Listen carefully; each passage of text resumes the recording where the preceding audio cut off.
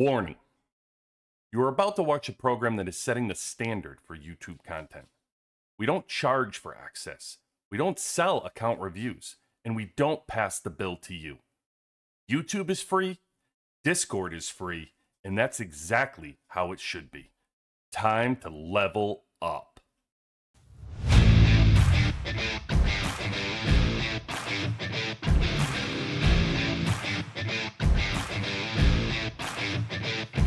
You're watching pressure, not panic, not chaos, just pressure.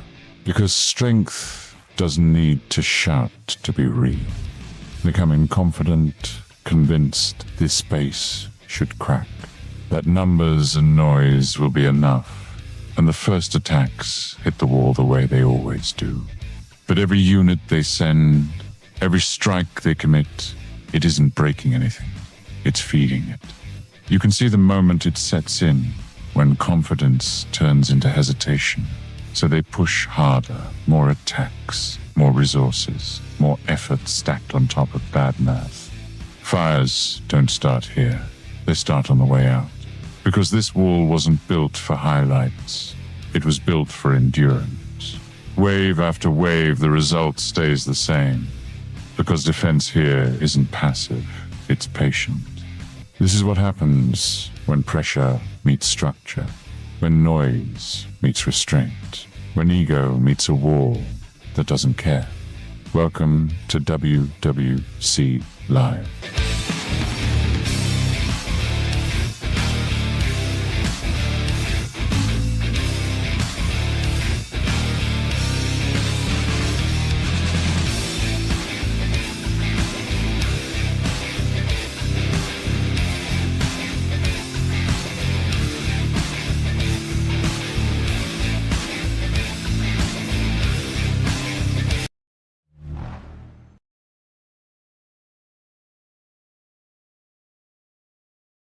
Welcome in, folks, to the WWC. Happy Saturday out there.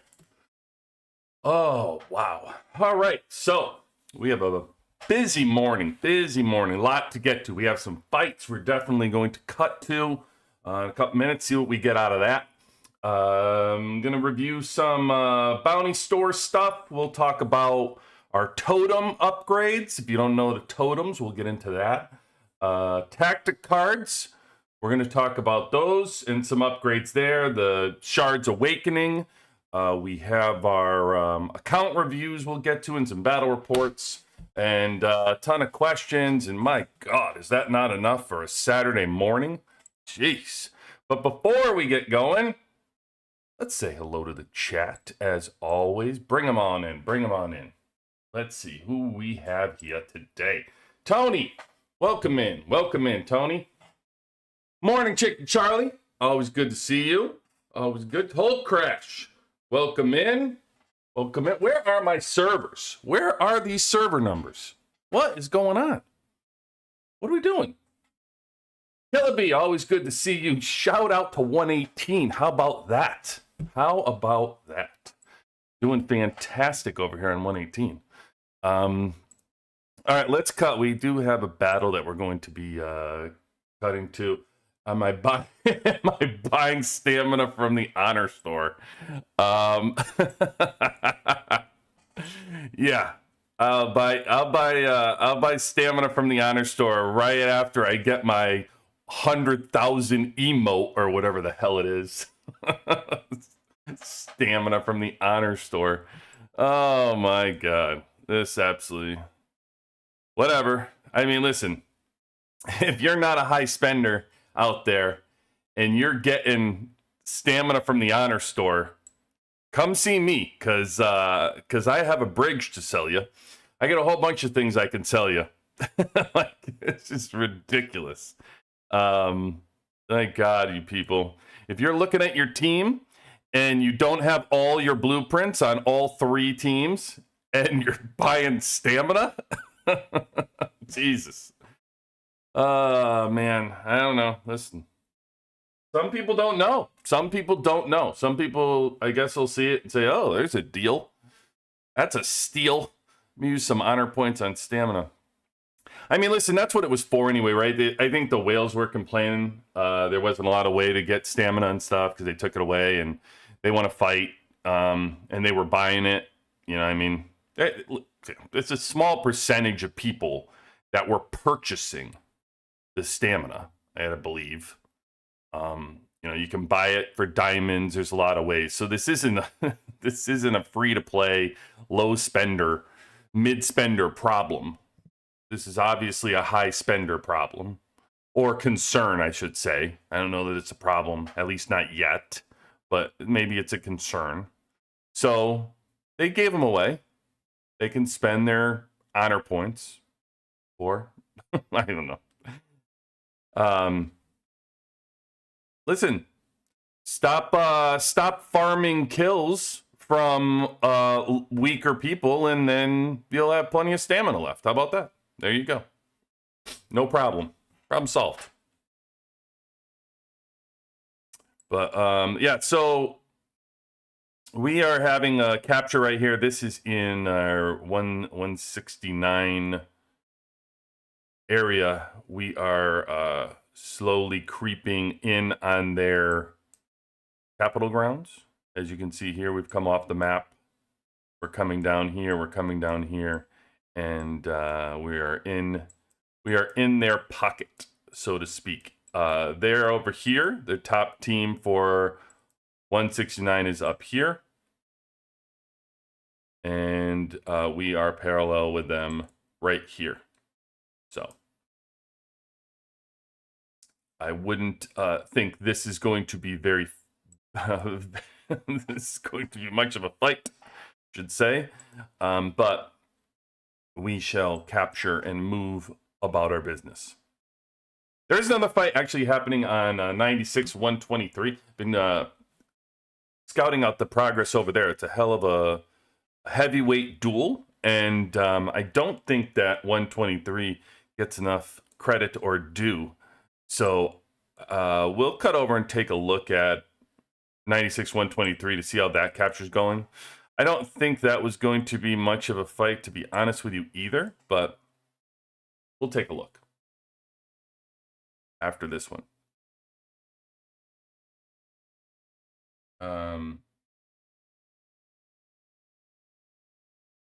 The other thing I did want to touch on quickly too about Kill Event, right? So just a side note here. Probably they're doing Kill Event during this. You had season 5, season 6, and we have Kill Event going on. You know, and I would highly recommend you pull back from participating in Kill Event. I know that's like anti-WWC normally what I would ever tell you, but early on in this stage, when you get to season 5 and season 6, the amount of fighting, resources, diamonds, troop losses, it's really crazy. Like, it can add up quick. If you're looking in, like right now, I have a full drill grounds just about. I've recovered from quite the battles that I had the other day when we were in the mud. I think it was like Tuesday. Yeah, wait, was it Tuesday? I think it was like Tuesday. I didn't pop on and show it, but Tuesday we had, and I have some actual footage and video that I had taken from it. I'll have to share and put together, but we had a fight. We had I want to say the fight was about 2 hours long. We had about a 2-hour battle that we were fighting, and we were in the mud. And then when the fight was over, I stayed in the mud, and I got rallied, and you know, I was okay with it. I was like, I'll match the resources they were losing, so I was like, okay, I'll hang around here and take it and have some fun. And I lost, I think, maybe like 10,000 troops or something, maybe something like that. I don't know. It wasn't anything crazy. I've already got them back, and it was all good. But the point is that you can lose troops in a hurry in these seasons. And if you're going to participate in Kill Event, this isn't a situation where nothing's going on, where you're like, oh, I participate in, I participate in this because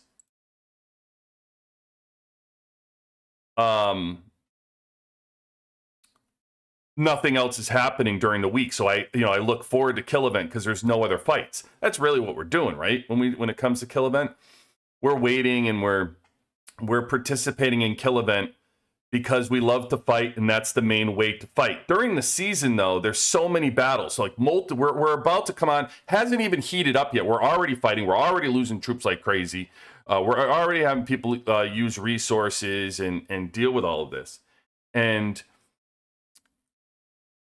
it's wild to me that people would worry about that.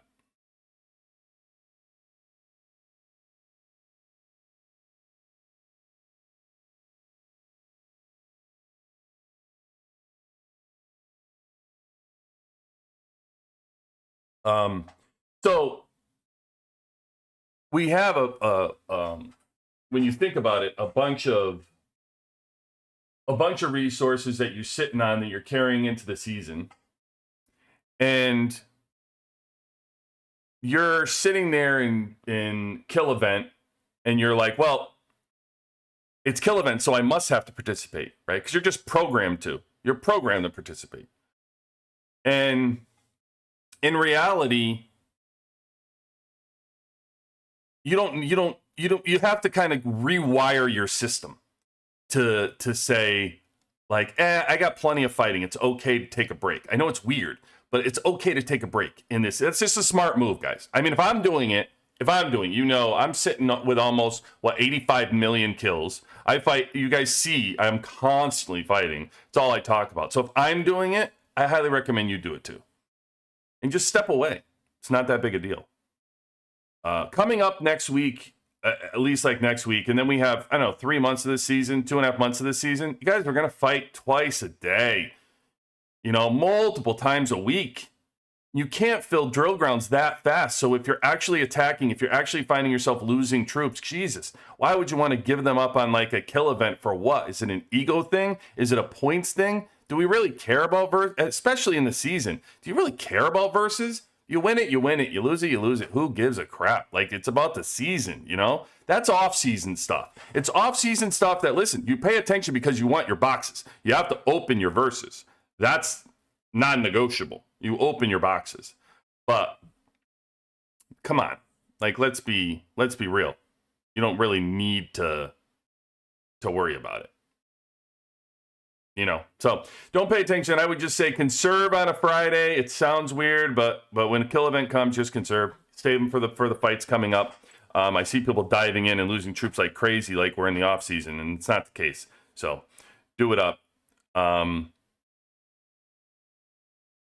right. So I think we still got some time with the posturing. So hold on. I'm gonna see if real quick. I want to look.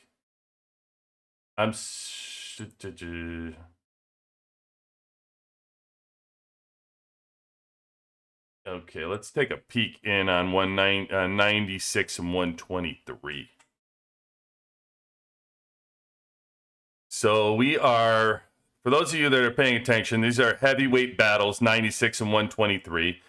96 having 4 VIP 18s, and 123, who is incredibly strong and doesn't get enough credit or talked about. And it looked like they were set up to challenge. Oh, did they bail out?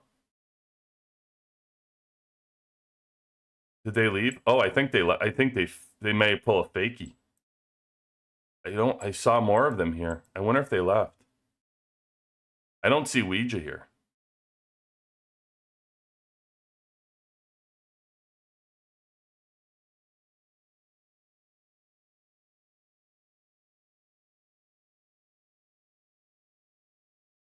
There was another one up here, but that wasn't for a while. Huh. I wonder where they went.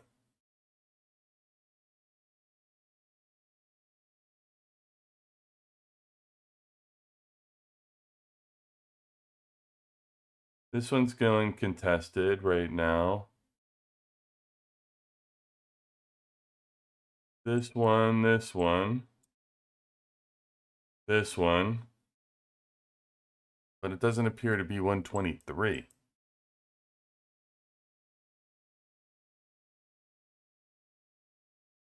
Not sure where they went. They were all set up in here.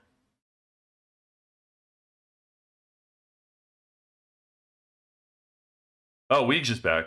Oh, he's there.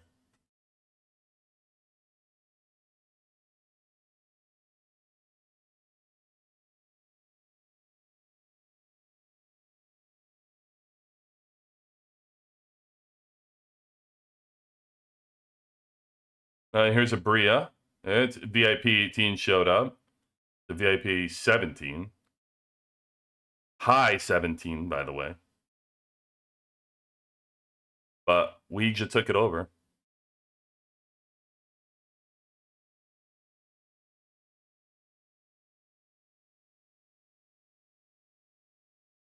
But I'm not even sure.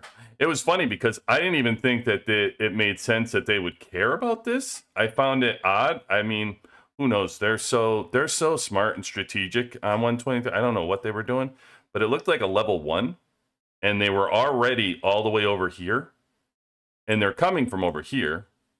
So they were bringing the fight to 96 on this map. They came all the way across the map and they were coming here.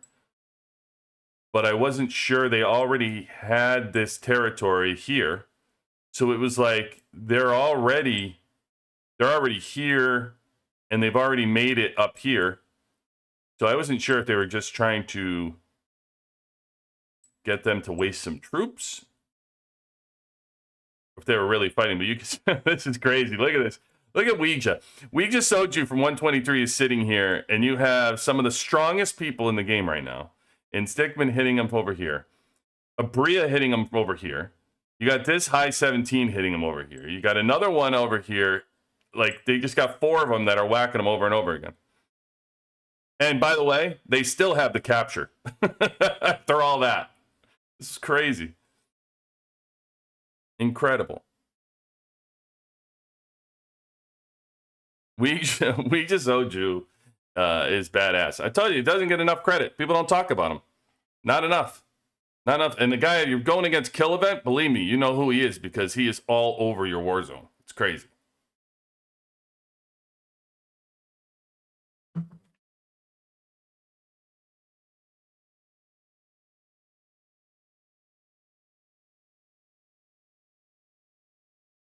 Absolutely incredible.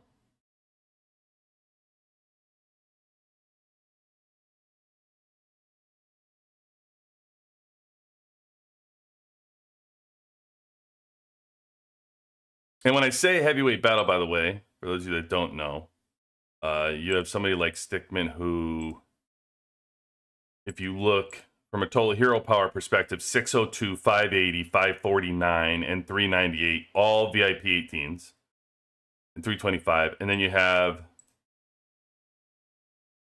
Ouija,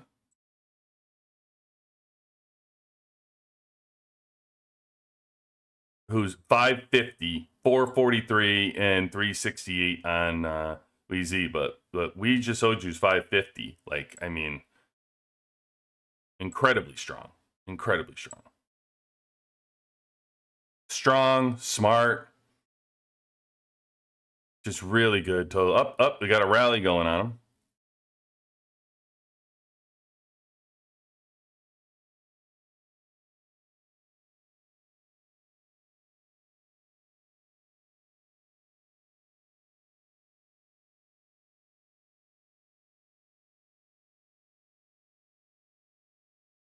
See if his power even goes down. It was 750, 584. Oh yeah, 743. So he's got troops going. He's got troops going to the hospital. I was wondering if he was just taking down his wall, if he even cares, but he doesn't care because he probably just gets those troops right back. Look, he'll go right back up. We'll see with that power. We'll track his power to see where he's at.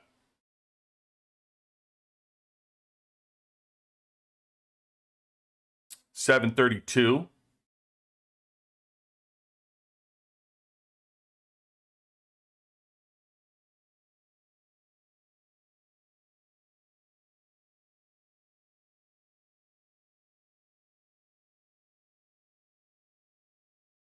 Right back to 744. How defeating is that? It was, we looked before, it was 743. Right back. As long as he gets himself an engineer, that's going to be the key to this, folks. So you have all this fighting, you have all this going, and oh, he took up. Where did he go? Oh, he's over here. He just moved.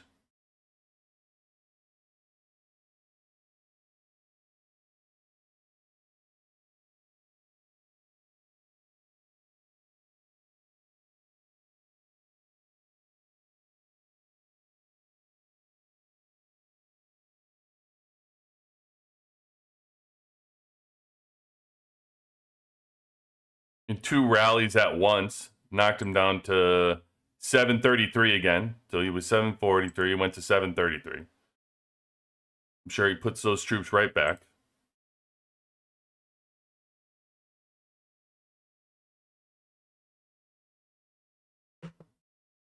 That's the difference when these folks fight, though, because it's not even speed ups. You think you're having them waste speed ups and you have them waste diamonds and different things, but they can just go to the diamond store and get as many diamonds as they want, and they can buy the hospital heals and everything else.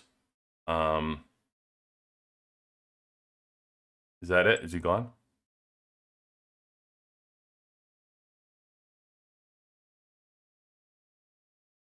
Yeah, I think he's gone.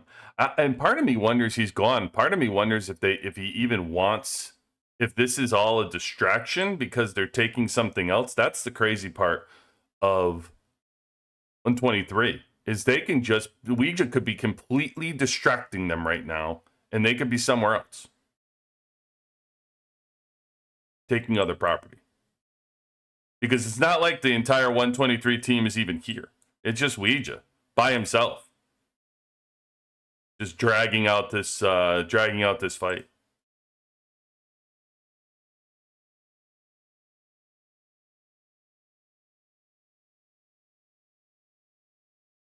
But I think he's gone.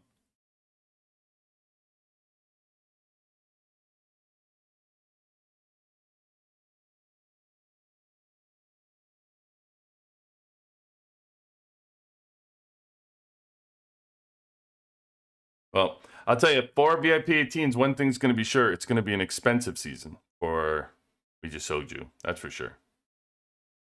That's for sure. I wonder where else they're contesting anything.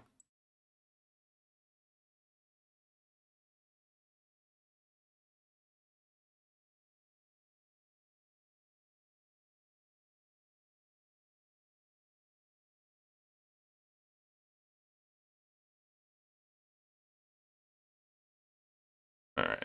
Well, good enough. Good enough here. We'll go check back with our 118.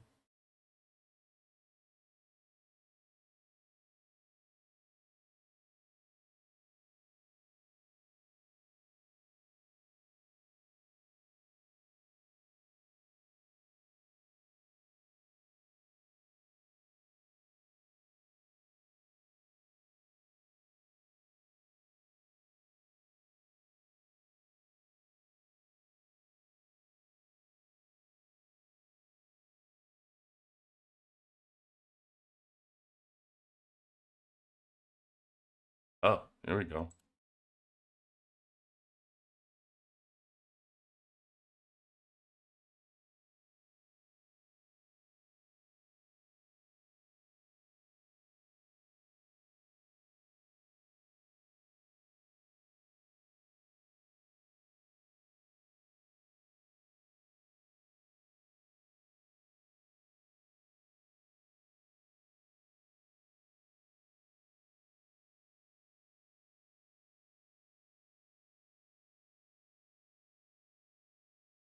That's right. Break my shield and attack.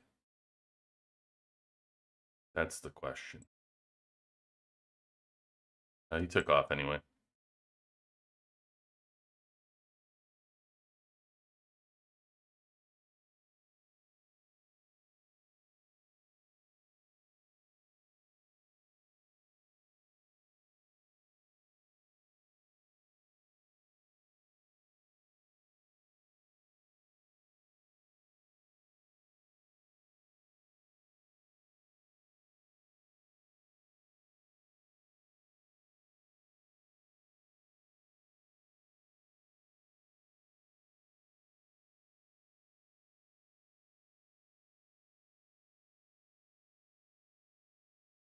Up and crashes in.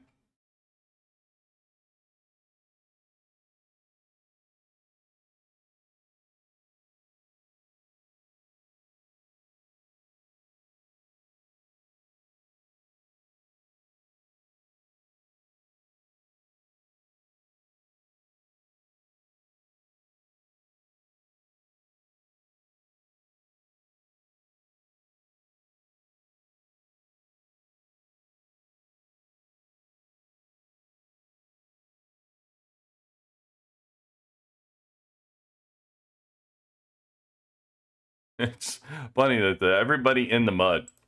You got the 284 power person who's getting attacked. All these people, all the power. You look 424, 657, 500, 567, 691, and the 284 person is taking the beating. Like,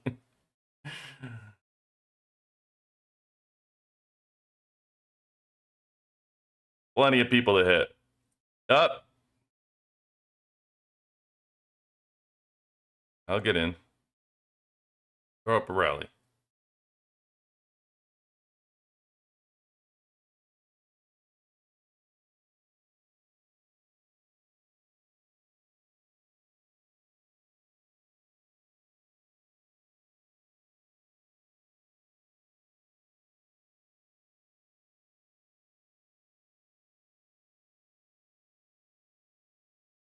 No, okay, you got these two.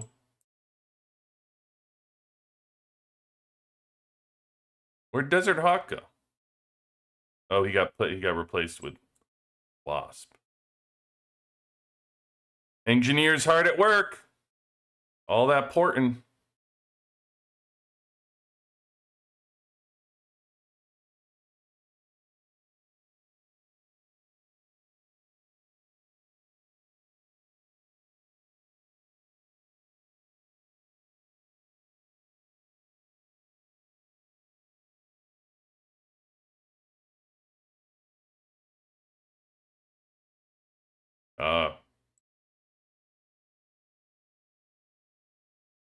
Crash takeoff.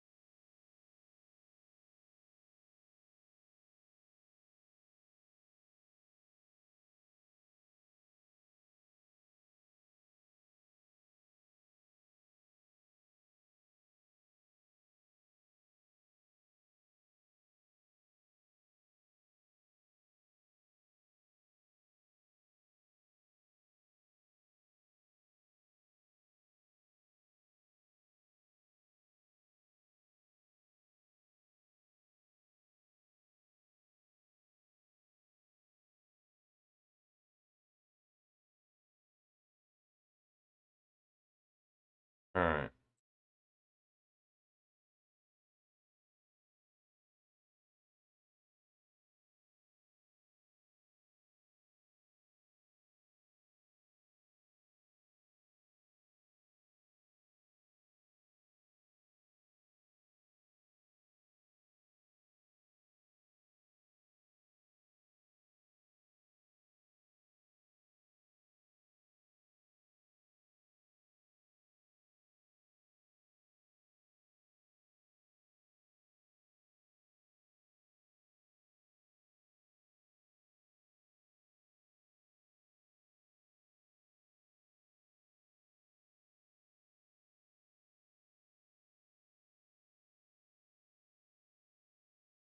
This is right above in the north.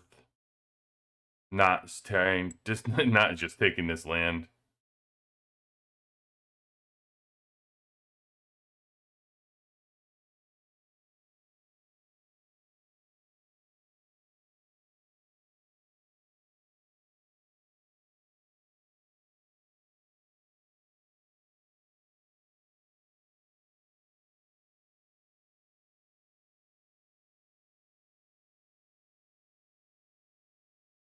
Boy, there's another dude too, by the way. Desert Hawk. He is in our faction and incredibly strong, like crazy strong. This guy. What was he? 503 is his power.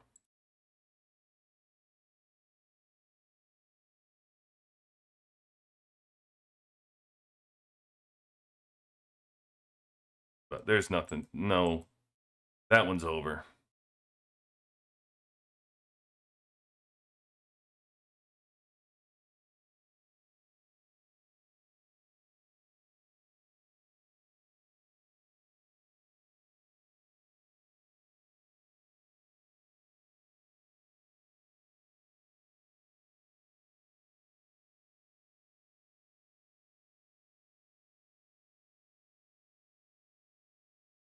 And this will be just about over.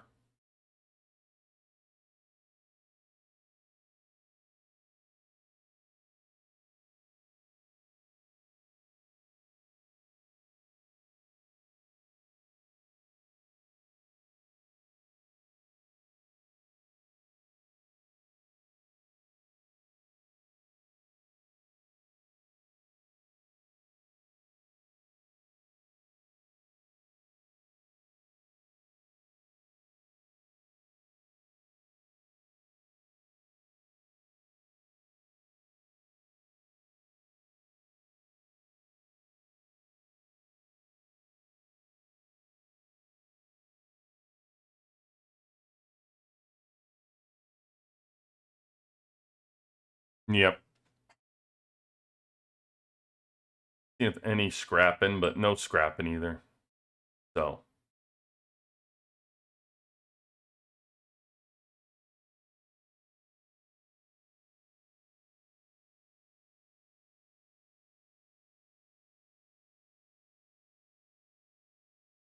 But captures, no big scuffles. Not yet, anyway. You never know. Anytime they could rear their head, but right now it looks pretty safe right now.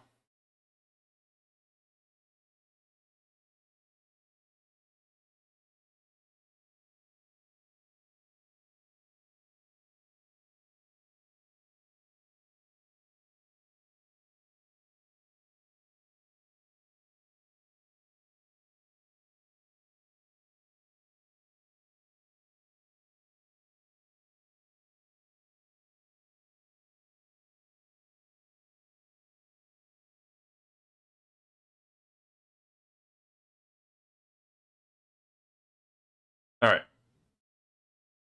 Good enough. Let's get to some stuff instead. And start knocking out some of our Saturday activities for the day. As we move through. No, players from Arab countries, the US and Korea spend a crazy amount of money. Yeah. Yeah. Agreed. I mean, it's a truthful comment. We do. No doubt. It's QB18 Daisy. Good morning, Ant. Welcome in. Shout out to 670. The wonderful folks over at 670. Shout out. Shout out. Okay, so a couple things what I wanted to talk about here. First, let's look at oh wait. Have a fight? I thought maybe there was hold on. When I think I'm out, they pull me back in.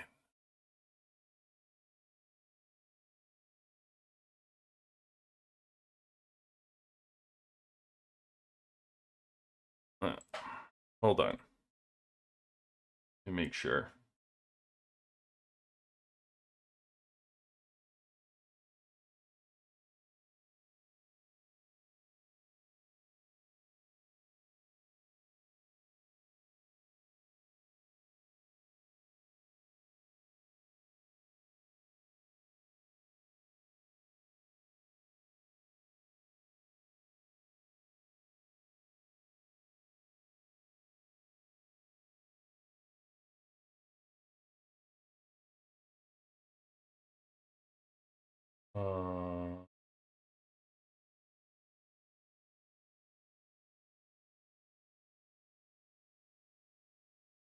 Hold on.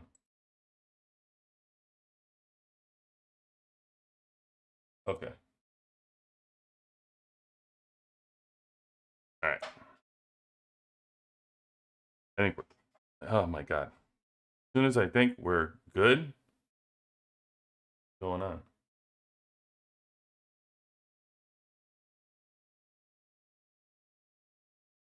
I don't know where he is. Oh, okay. I got him. I got him. I got him. I got you. Where am I?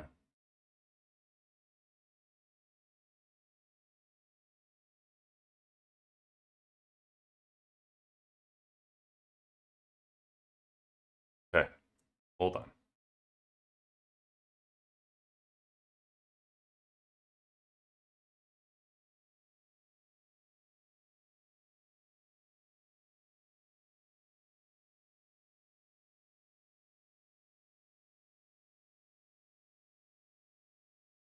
Hold on.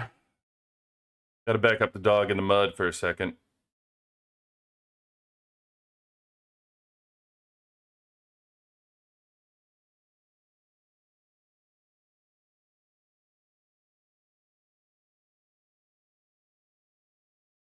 Yeah.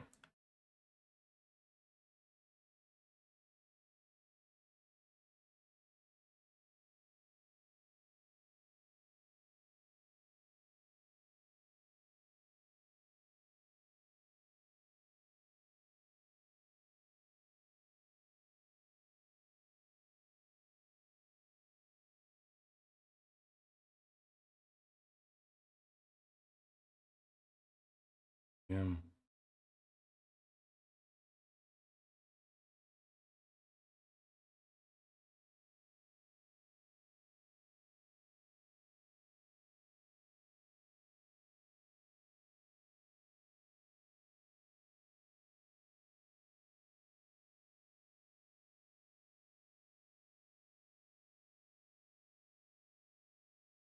Trying to avoid that.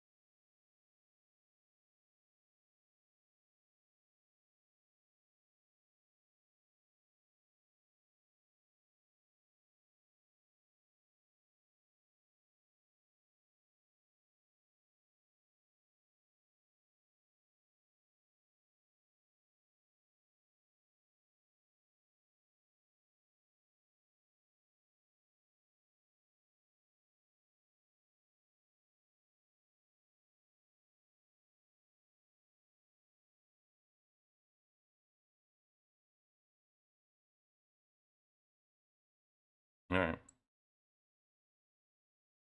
I was just there backing up Doberman.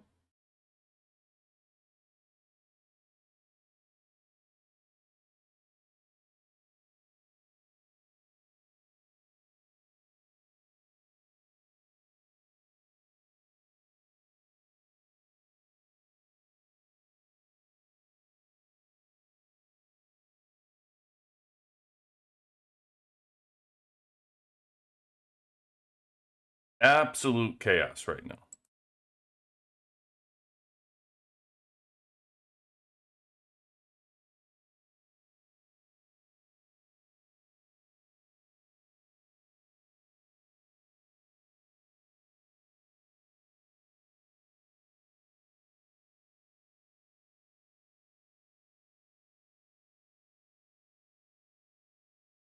Okay. Let's see. Sorry, I couldn't look at chat, so. I'll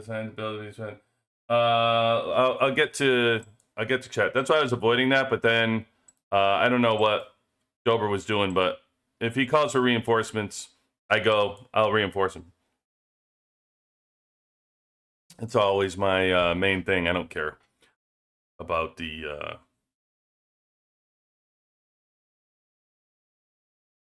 about me getting walloped.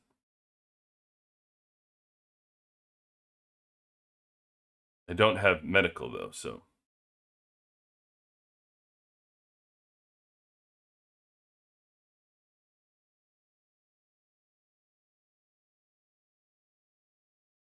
All right, let me just use this and get to some stuff here that we had going on. So, oh, and by the way, I'm sorry. I spaced out, didn't even talk you through what the hell was going on, right? I should have told you what the hell. So basically, once I knew, as you can see, I have, from what just happened, right? You guys just saw me get hit 8 times and my durability got reduced. You can see I hardly have any troop loss from where I was before. Really, porting is fine as long as I'm not wasting resources, for example, by having the hospital get filled. You have your hospital get filled, you're going to lose, and they're going to break through, you're going to lose troops, and you're going to have to heal your hospital. Hospital fills up, you have the opportunity of multiple rallies hit you at the same time. Your hospital could actually overflow that fast, like especially if you have multiple teams on the wall, like somebody like myself. If you get through the wall, it's like 7,000, right? And then if the hospital doesn't have medical aid, then you're going to get 14,000. So you're already over by something like that. So you need to be careful and cautious. So if you saw what I was doing from the battle, what I'm going to do is take everything off my wall. So I'm not going to give anybody cheap hit. So if somebody comes in and tries to hit me in between, I know my wall 1-on-1 is pretty much going to stop the majority of the people.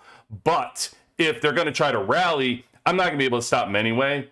And if I can't stop them, then why am I going to take the extra resource loss, the extra troop loss? It doesn't make any sense. So really, all I was there for was simply backing up Doberman in case somebody comes in and hit. For me, I am just, and you think about it, and you're like, yeah, but that's your resource, not Doberman. Listen, I'm a soldier in the season, okay? So when you see the battles in the future, as you're watching us and you're planning, Dober is the leader of and president of the server. It's more than just you as a leader, or I'm sorry, you as a soldier. It's almost symbolic of your leader. You don't want to have your leader ported all over the map. You don't want your strong leader just being attacked and being able to be knocked down. Right? So out there, you really need, in those cases, and again, sometimes I talk about being selfish and free to play, low spend. You have every right, like a lot of the times we talk about this stuff. However, I'm playing a different game in regards to what my role is and where I am in a team and why I'm strong and what I'm doing. So from my perspective, what I'm trying to do is protect Dober, and I may get hit in doing so, which is fine. For me, it's minimal troop loss to make sure he's not getting kicked around the map. And that will continue to happen. That's just, It's how I personally play the game. It's how, you know, the how I view the role, what you're trying to do. So if you're looking at it from that, that's why it happens. Like if it's a distraction, if you see, oh, it's Cube 18, we got to get him out of there, whatever, good. Then I'm also giving a distraction to you not hitting somebody like Doberman. So that's why you guys may see that. You'll see that all the time. I constantly do that. That's what it is. So it's almost like a sacrifice. You just fall on the sword. It's no big deal. It's, you know, it's not like, oh no, my season's lost because I got ported. It's also, listen, you got to leave your ego at the door. I never give a crap about having my power go down or, you know, durability loss or somebody getting through the wall. Like, listen, if you're incredibly strong and I'm not able to beat you, then why am I going to complain about getting hit? If you are, you know, throwing an enormous rally that you're not going to be able to stop, then what are you doing? Why are you giving the extra kills? For ego? Like you're going to give them another 8,000 or something? You're going to fill your hospital? You're going to heal your hospital? You're going for what? Why?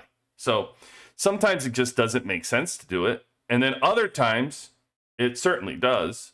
When you're in battle or you're trying to waste somebody's troops maybe, or you're trying to do, it depends on what the activity you're actually trying to do. But that's what took place right there. And that's why you see why I was managing my wall. And I highly encourage you always, and practice this in Winter Storm, practice it wherever you are. I know a lot of people were asking about fighting tips and going out there fighting. Manage your wall at all times. All times. You have to know who's hitting you. If you don't know, check your reports. And don't be afraid. Pull your wall down or put your wall up. Or for those of you that are developing second team that we constantly are talking about, put that second on your wall if it's going to stop somebody. So just know that coming in. Hold on.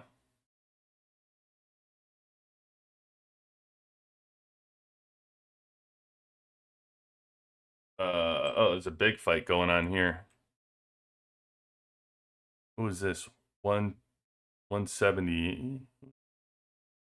178.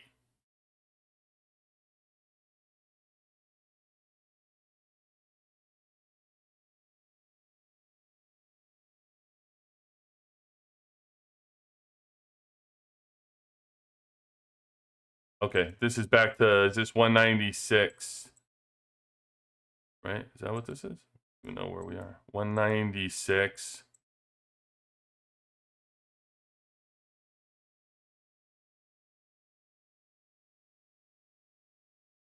Okay, let me go find that battle again.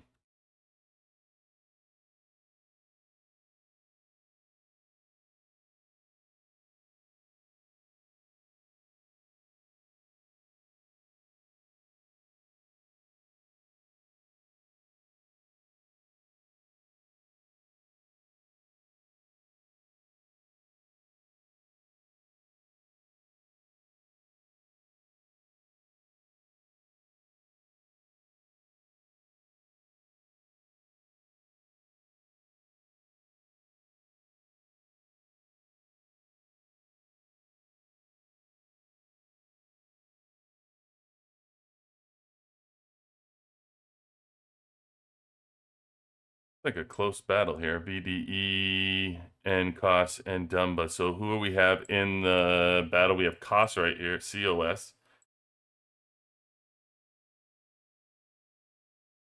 185. COS, very strong. 539, 510, 359. And then 196 is VDE. You have, if you've seen when we went over the coordinates list, folks, some of the strongest battles in the game. You've seen that.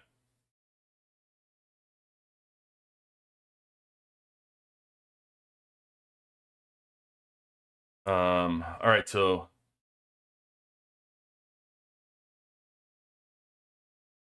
let's use in the mud here. We got 371. Any of these big dogs? Okay, King Bob looks very strong. 472. Okay. Yeah, all right. So it's amazing because just watching these two in the mud together are really strong as hell to be able to take these VDE rallies. And for those of you that don't know, VDE is really one of the stronger servers on that heat map that we looked at with Coordinates List.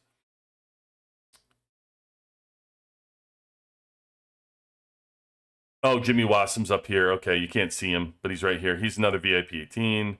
It's 81, so you got a VIP 18 here, VIP 18 there. And then you got two more right here. All over the map. We got cars and ships and robots and all kinds of shit battling.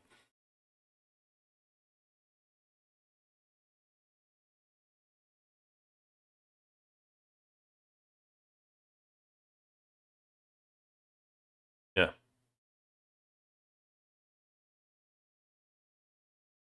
It's good. I mean, if they can hold it. Yeah, I mean, they're holding it through these rallies. And Jimmy hits, and yeah, it's not enough to get rid of him. This is interesting. So COS on the back of their two 18s are able to fill enough to refill this, where Jimmy Wassum, who is the strongest in VDE, can't take over. They're throwing rallies. There's another rally. Here comes another one. Here comes another rally in here.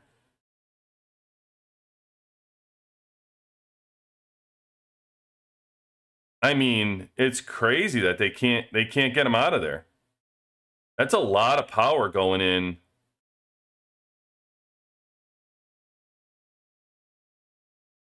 And they just keep refilling it. Here's another rally coming in. Nope. Still can't take it over.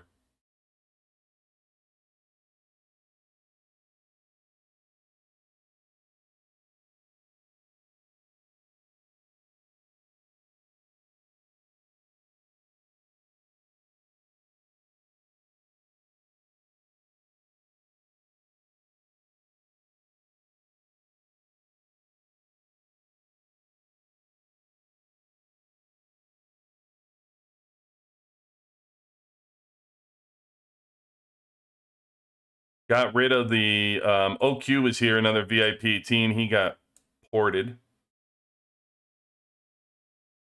Jimmy Wassum just left. Did he move or did he leave?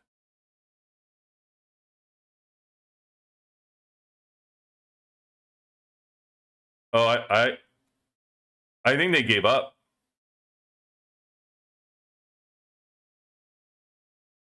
I mean, I don't know. A lot of times in this season, too, by the way, saying when people give up, it's very difficult to know. Sometimes you're watching in this because it's a cool battle and you're seeing like how strong people are and you're watching this. Sometimes people, like we watched earlier, sometimes strategically, people are okay giving up land and they use it as a distraction or they use it as a quick grab if they can get it. And then they realize you're losing too many resources or it was never your intention to get it. Or sometimes it's easier. Maybe your intention was to get it, but you want to save face and say, yeah, we didn't want it anyway. Don't worry about it. So then the team doesn't feel like you lost, even though you really did and you wanted it. And then you're like, no, don't worry, guys. It was all part of the plan to lose.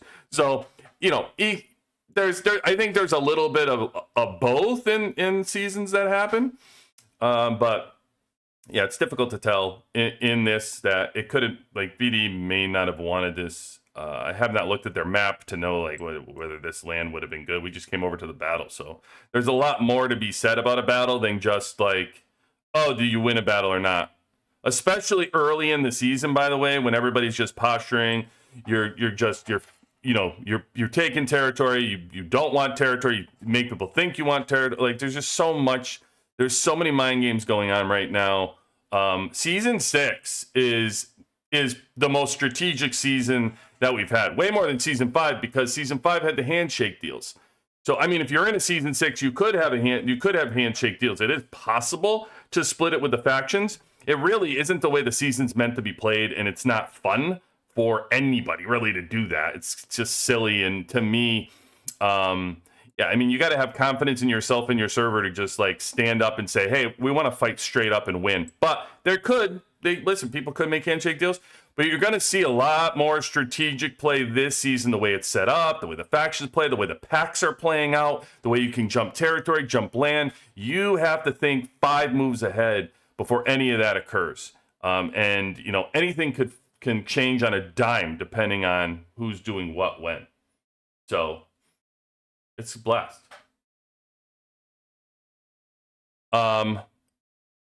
Yeah, honestly, guys, there's nothing to see here anymore. I think GD gave them the territory. They bugged out, gone. So battle over.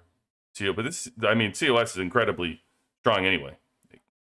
The flip side of that is it could just be that they couldn't beat COS in what was going on.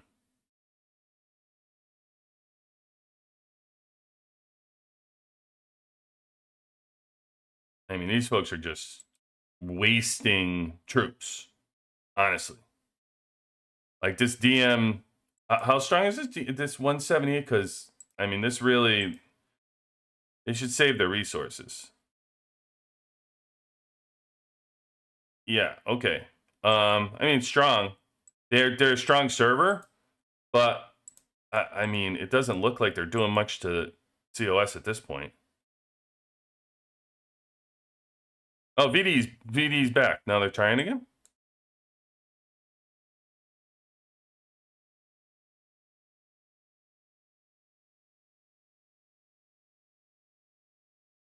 I wonder who's in the same faction too. Like, who's in the same faction in this?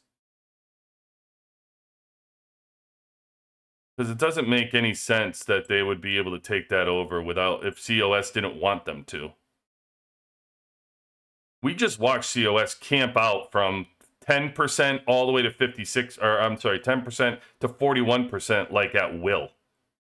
And I'm not even showing this one and this one even going in there. They're not even fighting right now. Oh, they're over here though. They're not fighting here. They're fighting. Yeah, he's porting people. They're not even worried about this. It's almost like they're letting them stay in the fight and dragging it out because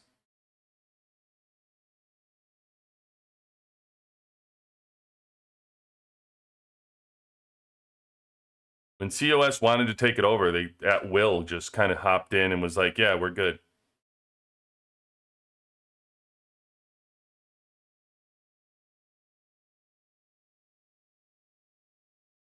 Okay, now he's going in. All right, see now.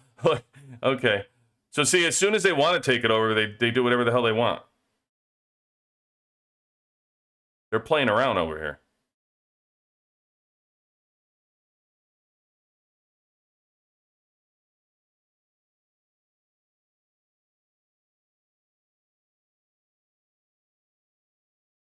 It was just him. Now he's going over to hit the VIP 18.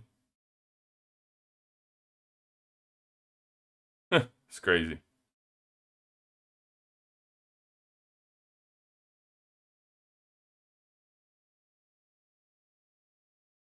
Yeah, I don't think this is much of a real battle, guys. Like, I mean, it seems like if COS wants it, they can do whatever they want.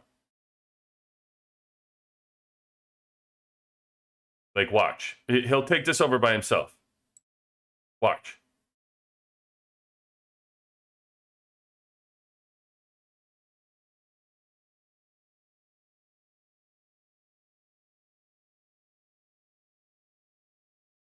That was 2 hits. Here's the 3rd hit.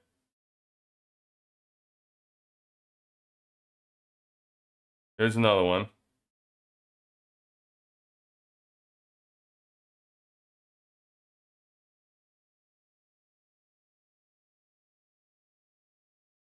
Look, and then he took it over. You know what I mean? He almost did it single-handedly. It was like 4 or 5 hits. He just takes it whenever he wants.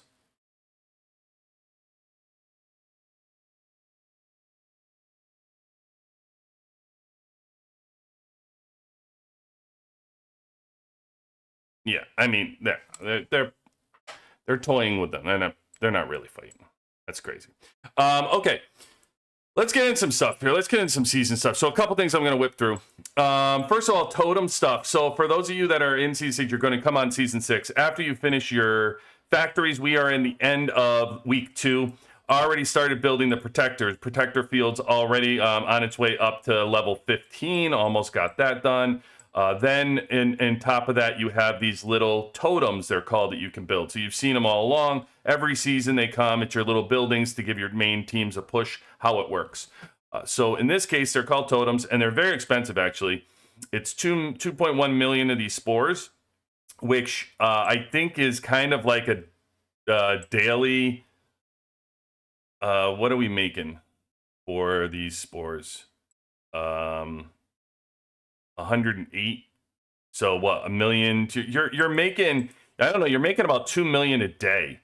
So it seems like it takes about a day to produce maybe a little under, like maybe you're on your way to go up. So here was level 1 when you unlock it, right? You get some professional experience when it comes in, 40,000 when you unlock it. Now, when you go to level 2, I want to point something out here. Professional experience 46. Now, I want to point something here and talk about this. Now, look what the game is doing. I'm going to foreshadow a little bit. I don't like rumors. I don't like whatever. So I'm not necessarily going to say I know something. I'm just going to go based off the information. They're giving us hero experience of 160,000 when we go to level 2. Now, why would they give us hero experience? Most people have all their heroes maxed. You already know that, right? You have all your heroes maxed. And you have no need for hero experience. For the most part, you're stacked with hero experience. If you looked in your base right now in your inventory, you're like, man, I got a ton of this, right? My guess is this is a foreshadowing to the off season. We're going to go up in headquarters. I think we kind of predicted, we were thinking maybe that'll happen. This is almost a confirmation for me. Because the only way to use that hero experience for us at this point right now is if we raised our headquarters, and then it would go up. So my guess is they're getting people prepared by working on these totems, giving you hero experience. Otherwise, what are we doing? Why are you giving me experience? Right? So that would be my guess of what's going on. And then there's profession experience, which are giving 46,000, which is nice, a nice bump for you because you want to do your tactic cards and stuff. But that would be my prediction based on what I'm seeing. Going to level 2 is giving you a chunk of hero experience, giving you professional experience. So with the 3 buildings, what I would recommend for you if you're in the season is, if you're a low spend, high spend, I would really, by unlocking the buildings, you're going to unlock them by the end of the season. Early on, I would really focus on one totem and push it. I'm not sure to see how expensive it is. I'm going to go to level 2 here. This is my missile. This is my main team. I'm going to worry about my first team right now and push it. I'm going to start having to see how expensive it gets when I'm ready to shift to do the other ones. But you're only gaining 0.5% every time this goes up to boost the damage caused by your team goes up by 0.5%. Okay, which is nice, okay, but compared to some of your tactic cards that you're using, it's nothing. Like, I mean, it's a drop in the bucket right now. As it adds, if you can get that up to 2%, 3%, 4%, okay, you start meaning a little bit more of a difference in there.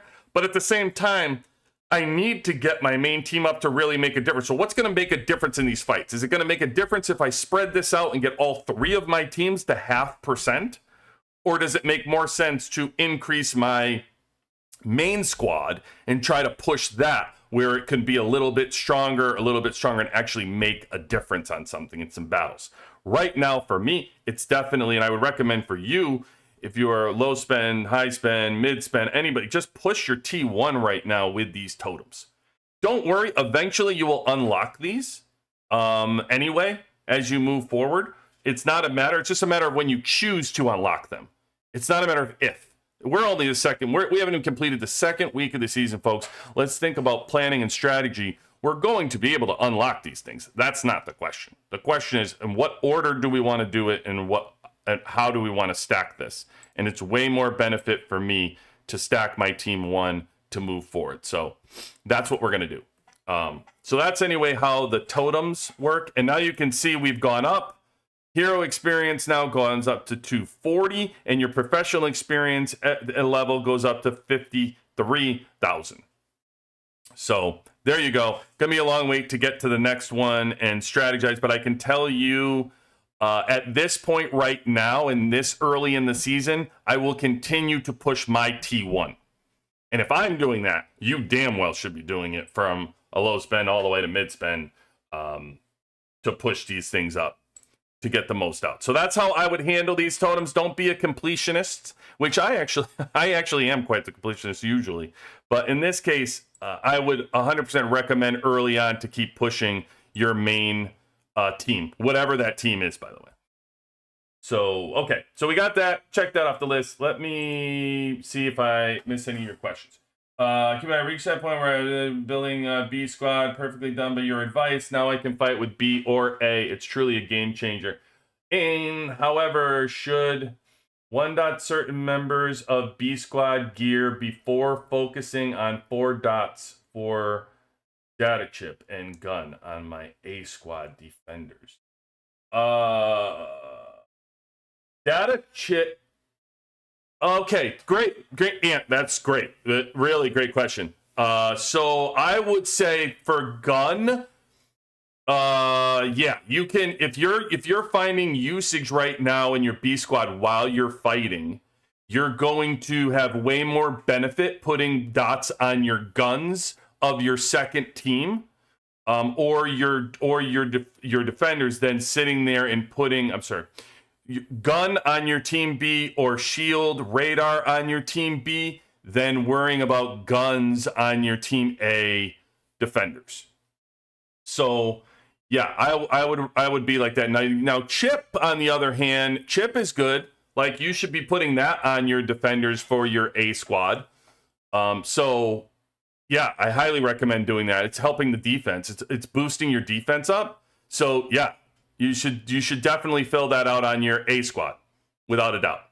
The guns can be left, as a back. You're going to benefit more to start filling out the prints on your A team. I mean, on your B team than you are. You're going to get more benefit out of that if you're using it without having to move your gear around. So yeah. And good, man. I'm happy that the plan and the strategy worked out. Thanks, man. Appreciate it. Maddie, what do we got, Maddie? Great, it's free to play. Anytime someone hits me means they aren't hitting our Alliance Strongest member. That's right, Maddie.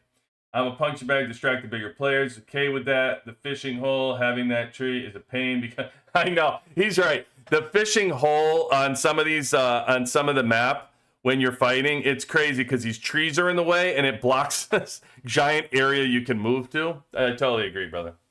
It's a long waiting game for the spores to unlock them. Yeah, Manny, it definitely is. It's crazy.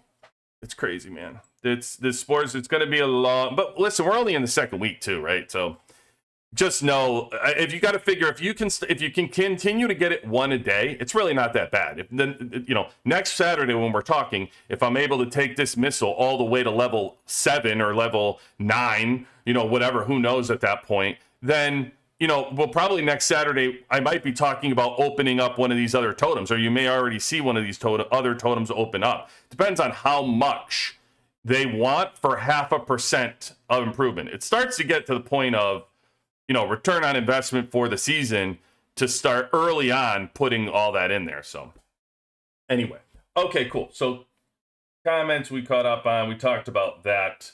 Let's go in quick. I want to talk and finish off some of the Bounty Store conversations we had. So let me go in here and just talk real quick about where we are with that. So we were tracking how much it was going to cost, what the difference is with all these bounty hunter changes. Everybody talks about the sky is falling, the sky is falling. Oh my God. And really, it wasn't that big a deal, folks. If people wanted to pay, what right now, not by intention, I want to make sure we talk about that. I don't know that the game was necessarily intentionally trying to do this. But what is currently happening, let's talk about in the environment. It's actually benefiting the game. You're having people that are like huge whales that aren't able to buy out a store, that aren't able to just spend $15,000, $20,000 in the bounty hunter and get endless redeems. and then up a VIP 18. We saw people like Stickman, for example. Stickman picked up an account, and he got an account and just instantly spent a shit ton of money in like 6 months and turned it into a VIP 18. Just like that. Just like that. And I mean, come on. Like, and those people, I don't really care about the VIP 18 stuff. Like, they could buy diamonds and turn into a VIP 18. You become a weak and empty VIP 18. Who gives a shit? I'm talking about actually buying substance in this game to turn into a VIP 18. The drone stuff, you're able to get T11s real quick. You're able to do the bounty store, unlimited glittering, all this. That's not bad for the game. It's not. You may hear some whining and complaining about people who are whales who are spending a lot of money because their voices are the loudest. That's the only reason you're hearing it. You don't hear the person who's free to play's voice as often. You don't hear the low spender's voice that's screaming that they don't give a shit about, the whales not being able to buy out the store. That's the truth. And having a VIP 18 that's incredibly strong on server 1800 is not good for the game. It's not good for the longevity of the game. So no, I don't think this is bad. I wanted to just weigh it up for myself. Is it making a difference? I can tell you for myself as a high spender and how I've built my pretty much the last year and a half, 2 years, this has done zero to change what I'm able to accomplish. So that's the truth. It's zero. There's not really any, other than, okay, and I'm just talking about bounty here. I'm not talking about some of the other things they did away with, right? Like, the custom weekly pass or the deco. So obviously those things we got to put aside for this conversation, but this has done nothing to me. So let's go into the redeem and let me prove it to you. I'm still able to buy every single day. I could buy these level 5 components if I want. I still have 50 left. This is like 80 per day. I'm not gonna have a problem if I want to buy these every day. I bought out all the bond badges. I bought out all the special training, and I bought out all the speed ups. Now, I did not buy all of the bullets yesterday that I could have, which was probably another 2,000 yesterday. I didn't buy them all today because you know what the facts are? I really wouldn't previously. I don't need to now. So, but other people still have probably at least 4,000 tickets left, which tells me if I really wanted to, I could have bought all of these drone parts. So think about somebody who's spending. They're telling you, oh my God, they're taking away all this stuff from us. The game's falling apart. They could buy this, and take all of this if they wanted to. Now, granted, now they can't get all of this, and this is where the prevention starts. You're saying, well, then how are you stopping VIP 18s? Because they can't get this and all the level 5 drone components here and all the Valor here. Now they're not able to do that. And by the way, buy out the damn store if they wanted to and take all these drone parts and take all these shards and take the deco if they want. No, now they're limited to do that. To me, that's not a bad thing. That's not a bad thing to do that. Make strategically, even if you're spending now, strategically you have to figure out what you're going to buy. And I know a lot of people say the game is too far gone. And, are you true? I don't know. I think that right now, yes. Short term, I think you're 100% correct. This doesn't necessarily correct the ship of having somebody that's 120 million or 140 million while everybody else is sitting at 60, 70 million. Totally agree with you. However, what it does do right now is change the way the game starts with the people who are coming into the new servers. Server 2258 or whatever, blah, blah, blah. All of a sudden that changes, right? Now they can't build quite as fast as they were yesterday because they've kind of reduced some of these things. So that changes. Again, maybe not intentional, but it's still benefiting the game. And the mid servers are starting to be stunted a little bit because they can't keep doing this. Just started. So no, you're not going to be able to turn the page overnight like a light switch and then, oh, look, the game's completely different. It's about over time. It's about over time. What does this look like, right? So in 2 years from now, do I think that these servers could be different based on the pricing the way that it is right now if this continued? 100%. Absolutely. Absolutely. It would change the way that people are able to grow. I mean, you're going to see, I'll give you a perfect example of the way the game is kind of changing. That I've gotten so many exclusive weapons. Free-to-play players in Season 6 are getting so many exclusive weapons. Low spenders getting so many exclusive weapons that when you think about high spenders are capped on exclusive. They've got level 30, they got post level 30, right? Which is nowhere near what level 30 is. Well, think about it. All the free-to-play low spenders are now able to start tackling just getting their first team to all 30s. Well, that's a huge difference. Because before, you couldn't even get there. So now bringing those people along while you're stopping the top of the food chain and you're starting to bring the bottom a little bit higher and higher, it's incremental changes, small little bumps to get it into play. It doesn't happen immediately, but it's little things that we can look at to positive. And I'm sorry, I focus a lot on this positivity. Not paid by the game. I just give my honest opinion here. I also don't fearmonger. I hate this fear-mongering nonsense that's going on. It's driving me nuts, folks. It's every other, oh my God, the game is, they only planned 2 more seasons. The game's going to end, guys. The game's going to, like, all this stuff happening and fear-mongering and stuff. Like, I get it. I see all the emails. I see the stuff, the communications. I can also use my own brain to see the profitability of the game and what's happening over the next year that's going to transpire and go forward. Whatever. If people felt that way, then they really should stop spending. There shouldn't be another penny earned on the game, even from especially these older servers, right? Like, so if you're in the server 96, you already have a built team. Why are you spending then? Why are you bothering? Go play another game. Go spend. Keep this account. Don't spend because you truly believe that it's just going to end. Stop spending and then go play another game and start depositing your money into that game to build an account where you feel it's going to be worthwhile. Yeah, that's not happening, right? Look around. Just watch who's spending, how they're spending, and if they really thought it's going to end, then that would be taking place. It's just play the game. Like, this fear mongering stuff is driving me nuts. Oh my God, they made the change. How many times did you hear it, like, all over the internet and alliances and everything else about how all these changes are ruining the game? Look what they're doing. Come on. That's all I'm trying to say is I'm trying to judge it for myself firsthand. What are the differences really making in these stores, even for high spenders?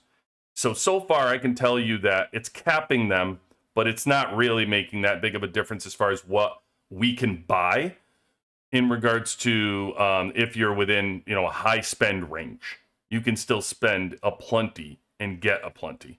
So that's that. So there's your Bounty Hunter update for the end of the week of where we stand right now. I'm done except for the level 5 component I'll probably buy, but other than that, you guys know, right now I'm still slow rolling my drone parts, don't know.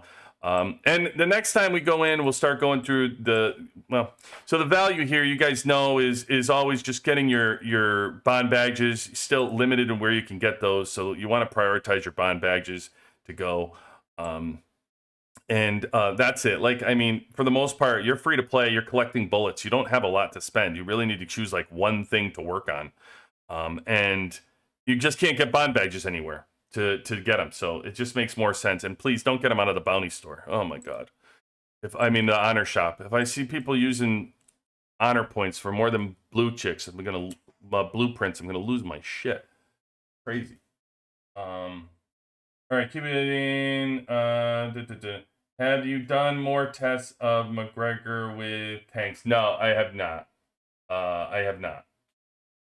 I put him in, to be honest with you, I did. So I didn't do any testing outside for PvP. I did do some PvE testing on the tank and McGregor. I was going back and forth, but I didn't, from what I was able to do, I was not getting more of a bump from McGregor. So I believe here's my lineup, just so you know what I've been doing for all my teams. So my highest that I've been able to get, and I was shuffling around with McGregor, everybody else, I did all tank, it's been all air, and it's been all missile. And then from like a PvE, stuff that wouldn't typically work in a PvP lineup, that works here is like Skylar, putting Skylar up front. Putting Fiona and Swift both up front. Works great for World Boss, works great for this arena as well, for the strength of the lineup. So, these are the type of things. Plus, don't forget, you execute your core card. I made a video about this to talk about it. So go check that out if you want to know. But right now, McGregor, from a standpoint of PvP, there is definitely worth to put McGregor to have McGregor work with tanks. Chicken Charlie, no doubt. It's just a matter of I need to get the hard numbers before I tell you the value of it. But him absorbing that energy and taking the team's hits while you have other people like Kim be able to skill cycle again, or Stetman skill cycling, or Marshall being able to maybe buff a little bit more, stuff like that. Yeah, there's value to it. What do you got? In free to play, should I save bounty bullet for 3 months? I wouldn't, Peric. I know that's been the thing, but I would treat bounty different than glittering. Like, I think people confuse and they just see everybody like saving stuff. So I actually think the rules have changed on glittering as well, personally. If I were you, from saving things of the events, the only event that I would really save everything for is bullets for the Bullseye event. That's it. That's the only one I would really save a ton for. There's too much value in it's like people stock up on their inventory and don't use anything in their inventory. You can get a lot of these things up front for yourself over and over, month after month, to compound. So what I would do is if I was in Bullseye event, I would save all the way. I would never use my bullets till I get to the red mythic. That is the big payoff. That's what you can do. Once you have red prints in the honor shop, when we talk about glittering, once you have red prints in the honor shop, it starts to become, hold on, you don't need to save all your glittering coins to get, all the prints. You can start combining the honor shop and the glittering event as a combo to get 10 mythic prints much faster than you could before. So it doesn't make sense to save all of the glittering coins anymore to just get 10 mythic prints. Because if you're splitting them, it works. So now I would say start looking at like every 2 months maybe, or maybe even 3 months for the glittering instead of what you were saving before, trying to get 4,000. Because if you can get 6 out of the honor shop and you only need 4 mythic prints to get a set, plus you can use those glittering coins to get the top bar. You get like the first couple or 3, I think you can get with that. Yeah, 100% I would just use those glittering coins and do it that way. And then bounty. So let's talk about bounty real quick, right? Bounty is the same thing. I would only be using like 1,000. Definitely no more than 1,800. 1,800 should be your cap, because you can get three exclusives, or not 3 exclusives, 3 level 5 drone components out of it if you save the 1,800. I like whipping through 1,000. I think you can whip through 1,000 and almost use it. I would think you can almost use 1,000 bullets, even if you're just using your savings of the free bullets they give you and 2,000 diamonds. Granted, it's 14,000 diamonds a week. I know there's some players that are short on diamonds and they're like, oh, those diamonds are too valuable for me. And other players that are sitting there with a stockpile of diamonds, they just have like 400,000 and they're sending me messages like, how do I use them or where do I use them? First of all, your VIP is where you should be using diamonds anyway, making sure you're getting that free. I personally think they should allow you to buy the monthly pass with diamonds if you want. So free to play and low spenders can, like, if they want to get the monthly pass, they could based on diamonds that they're saving up. But whatever. Neither here nor there. So that's what I would recommend for that, man. So not for PvP McGregor. No, I think we did PvP McGregor with tanks and it was working. I'm just saying I didn't, outside of the PvE, I didn't get a chance to dig in more for the PvP McGregor stuff. Charlie. So no, it's definitely more to it that needs to be tested and sandbox before I can give a more of an opinion on the McGregor stuff. I found great value in it. So just saying. All right, what's next on our list? Tactic cards. Let's go into tactic cards. Do some tactics. All right. I did not spend them, so this is what I've kind of looked at when you upgrade for the week. I still have more to do in here, but I have 23 green packs, 11 blue packs, and 2 pink packs already that I have for tactic cards that I have not opened. I was waiting to show you how I handle this on a daily basis. When you're looking at your street cards here, your red cards here, you can see they are. I still have 2 more that I can get, so I can sell those cards. And now I've completed, finally, it took me forever to get my 4th card. I just got my 4th card, so I wanted to go over that with you as well. So, all right, let's open some packs and see what I'm going to get. All right, there's all the cards I'm getting. 11. You really want a core card is what I really want. Hey, I got one. Any core card is awesome to get. Amazing. I love it. I love getting these. Oh, and I got another select core card now. I got a season 6 core card. So that's 2 core cards. And we'll open the purple. And there we go. Okay. All right. So how are we going to handle this? Let me show you first. First thing I would do when I open all of my cards is go to the 3rd button here and see what I have for the combat cards. So for myself, I'll get into this at another time, but I'm raising all of these levels here. I'm raising, I want my counter reversal card, my air card, my missile card, and my garrison duration card. Now I also have, I'm working, the only other card out of here, out of those 4 that I'm spending time building, is also my tank card. So I have it because sometimes when I'm in battle, I treat this a little bit different than when I'm out of battle. But I'll get into that a little bit later. Let's first talk about how we sort through these cards. So first thing I'm going to do is look for duplicate cards. I don't dismantle here and just pick all the duplicates and get rid of them first. I like to do this one by one. Reasoning. So you can see here I have 2 tank cards that I received, right? So I look at this one and I say, okay, I have reduces damage taken when countered by 0.5% for my tank team. Durability damage by troops and boost load capacity. The random stats are what I'm looking for, people. This is what you're going to look for before you're going to dismantle a card. So then I look at the one I just got.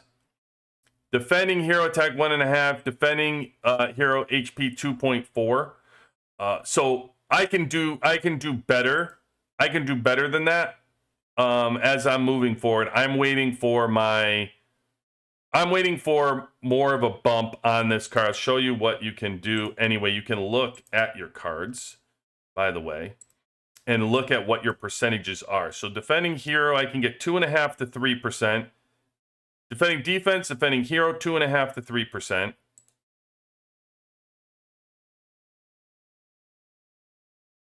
Where's my combat card?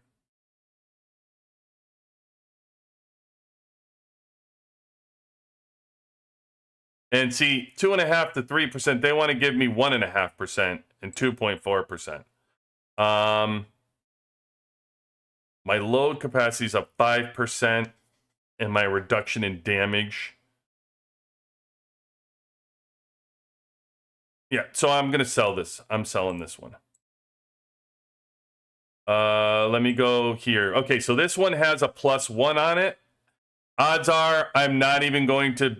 It doesn't matter for the most part since I can get +1 on this card because I'm probably not going to use a ton to level this up. I don't know yet. I haven't gotten to this level. This is a battle streak duration card. But having the +1 means I don't even have to use any of the extra tactical stuff to lift this up. It's already giving me a level 2 bonus. So you really got to blow me away with random stats before I'm going to not sell this. And this isn't going to do it. So I'm going to sell that based on the +1 that I have is better.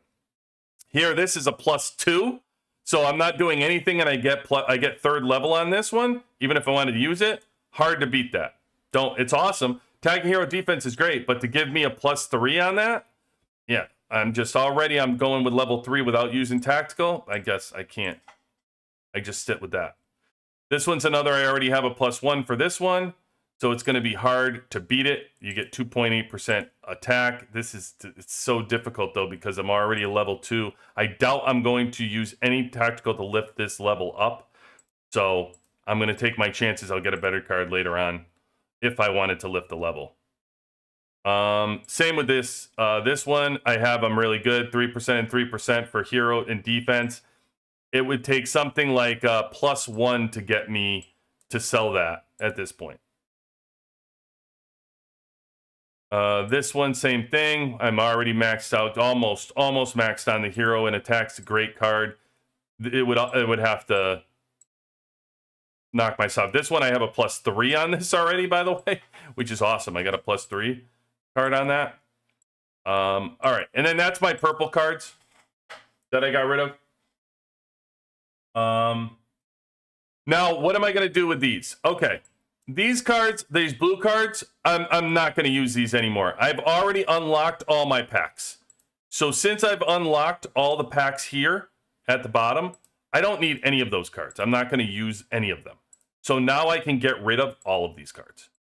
Okay, so I waited to show you that here's the resource cards, here's all of these. Just turn this in.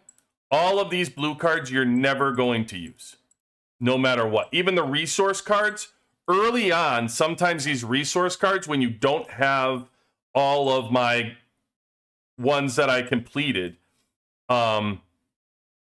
they have experience in here sometimes, professional experience, and it actually is worthwhile until you get your better cards. These blue resource cards actually work good, but until then, I don't need it. And I don't need any of these anymore. I'm not going to use this.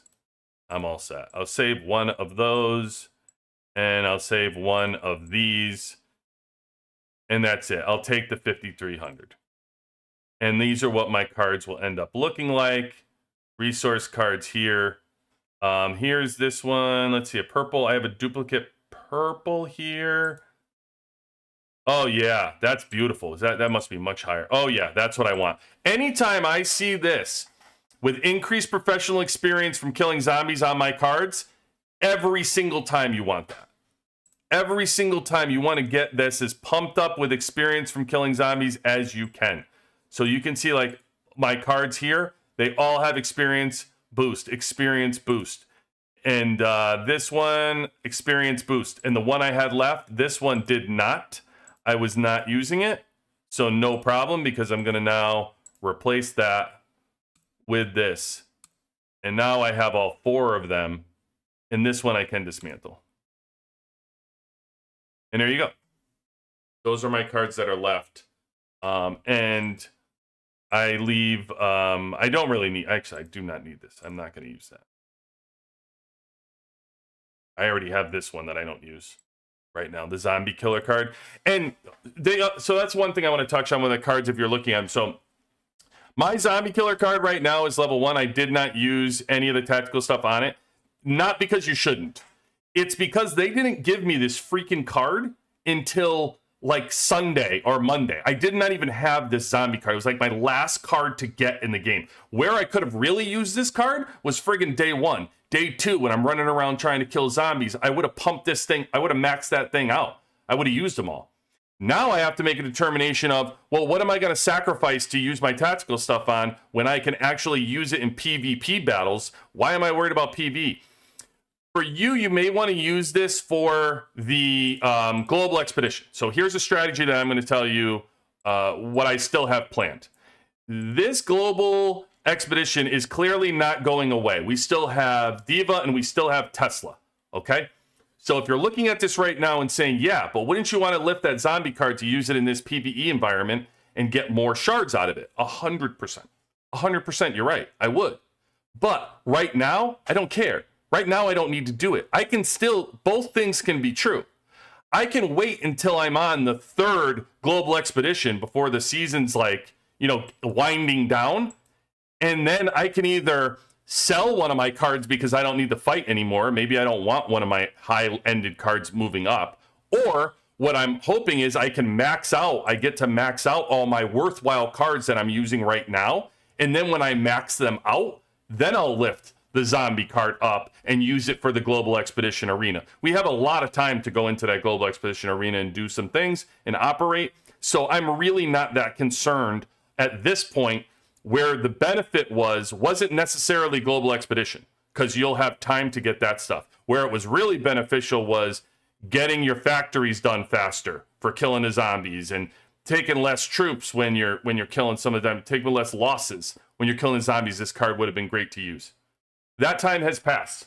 My factories are all maxed out, so I don't need to kill any zombies anymore. Zombie time's over. I'm PvP world. PvP is my priority. Now, we're talking about the other things of the tactic cards that I'm using, what my game plan is. So this year, they have the tactic cards, and that's my next video I'll make is kind of talking about this going in. So they dropped in this loadout settings for you, so they recommend different automatically moving to these setups.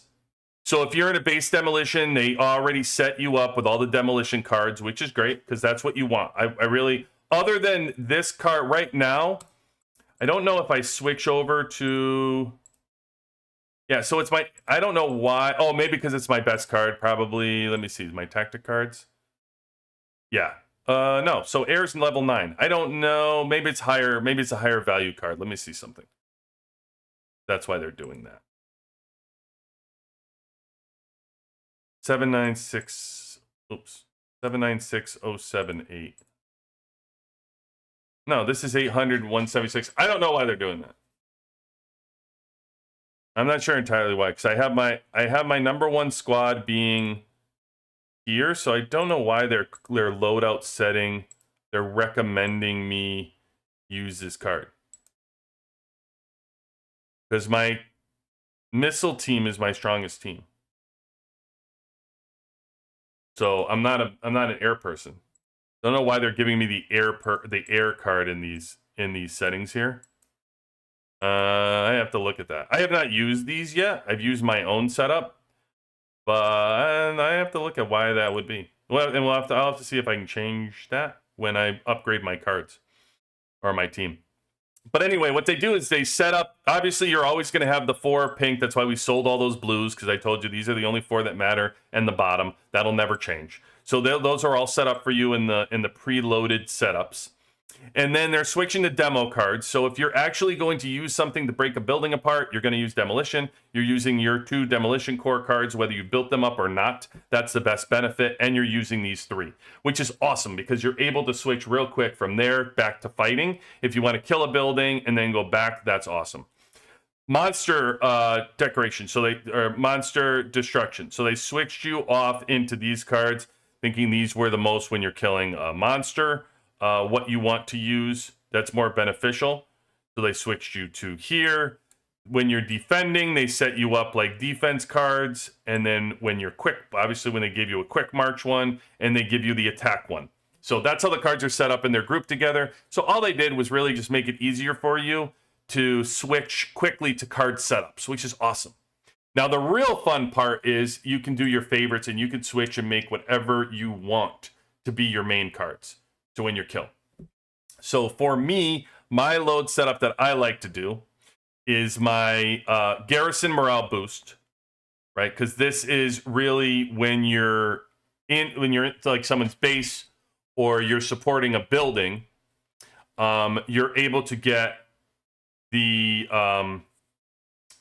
you're able to get 3.5% up to 10.5% for the morale boost. That doubles when you choose to be under defensive regroup, right?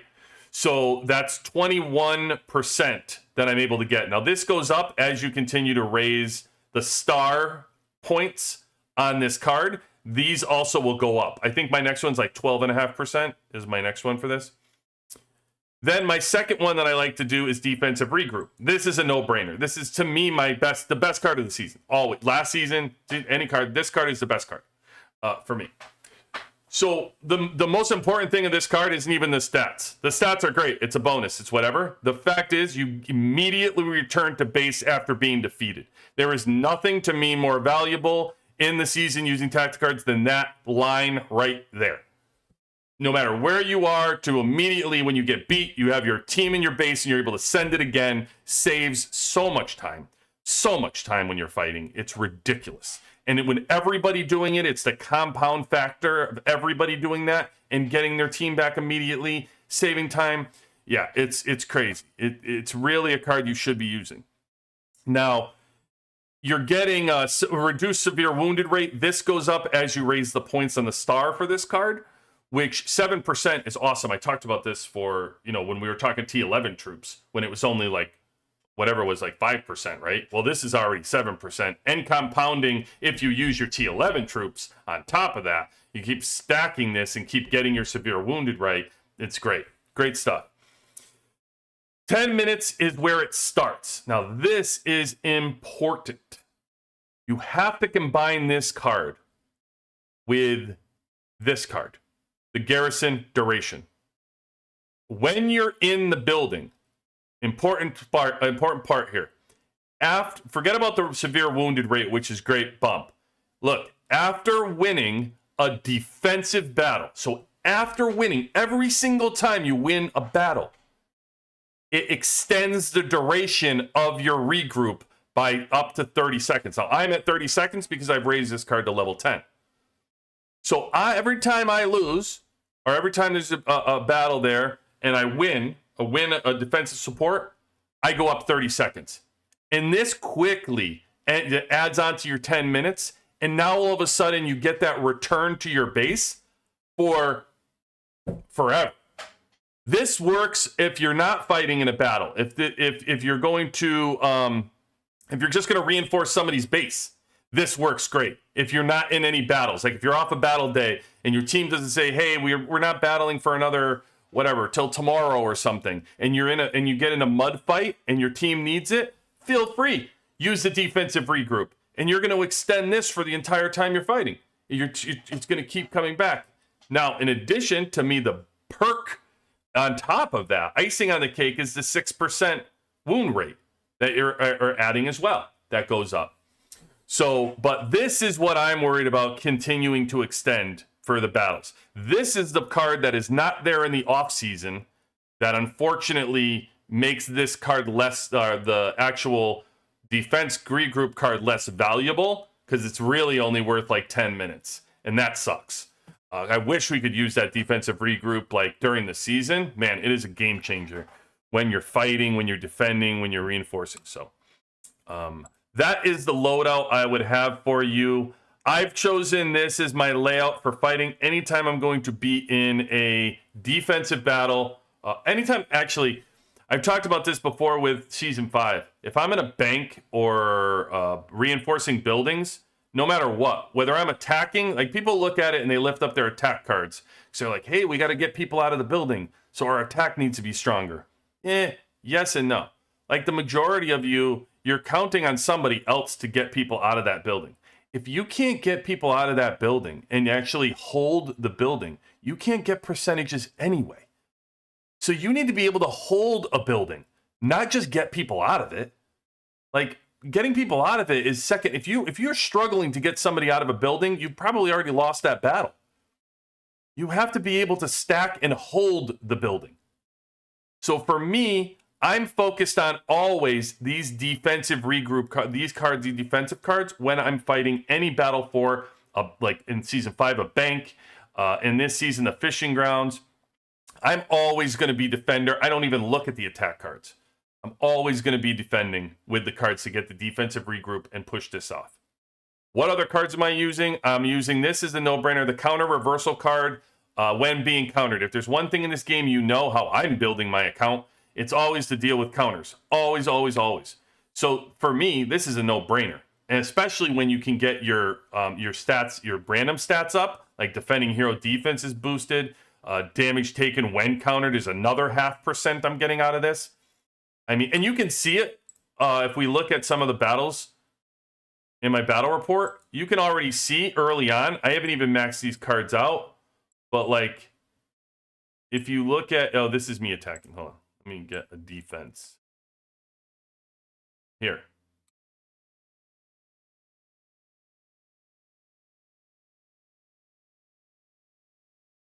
Look at my percentages already.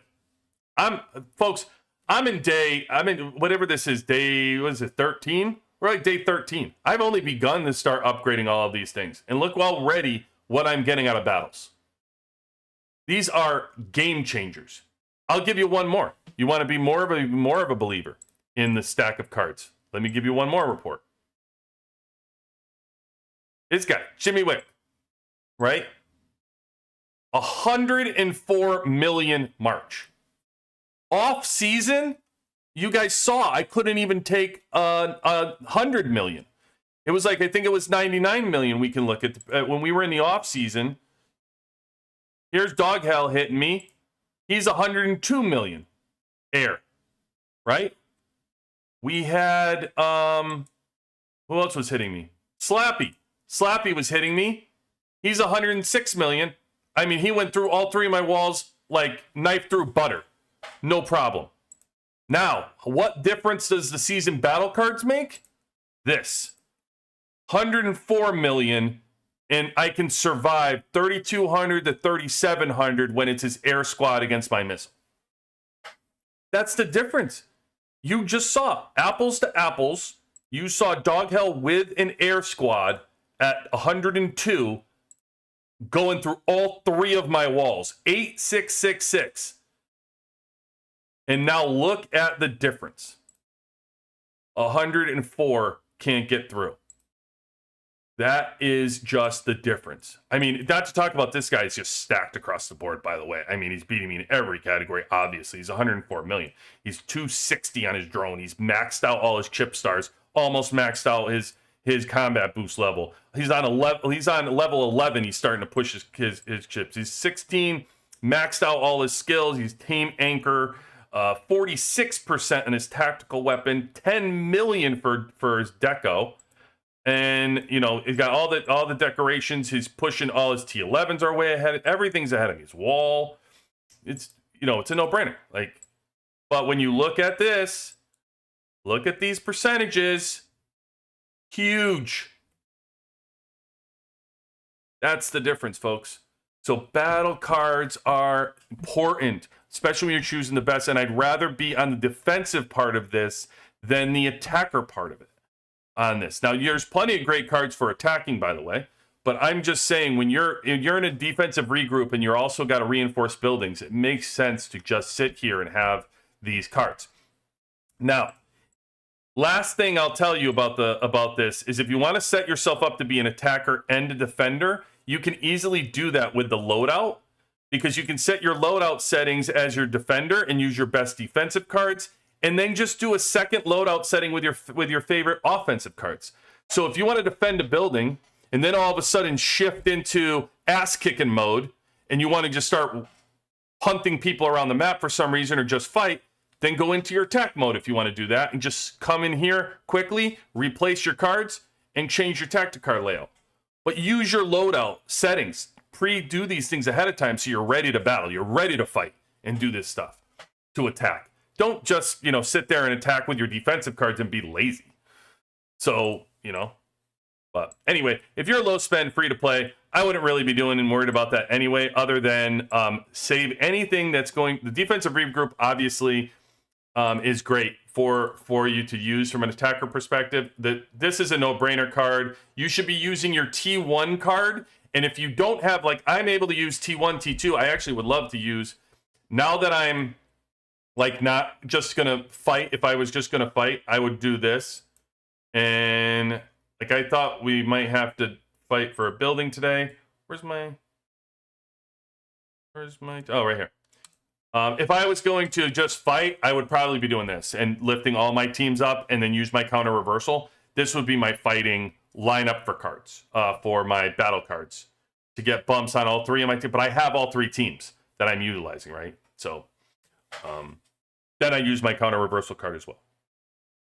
And then my defensive regroup, instead of being defensive if I'm not reinforcing, you can replace this with your attack card, especially for spenders. Is this the this one is for after hitting people more than once, your morale increases by 5.2%.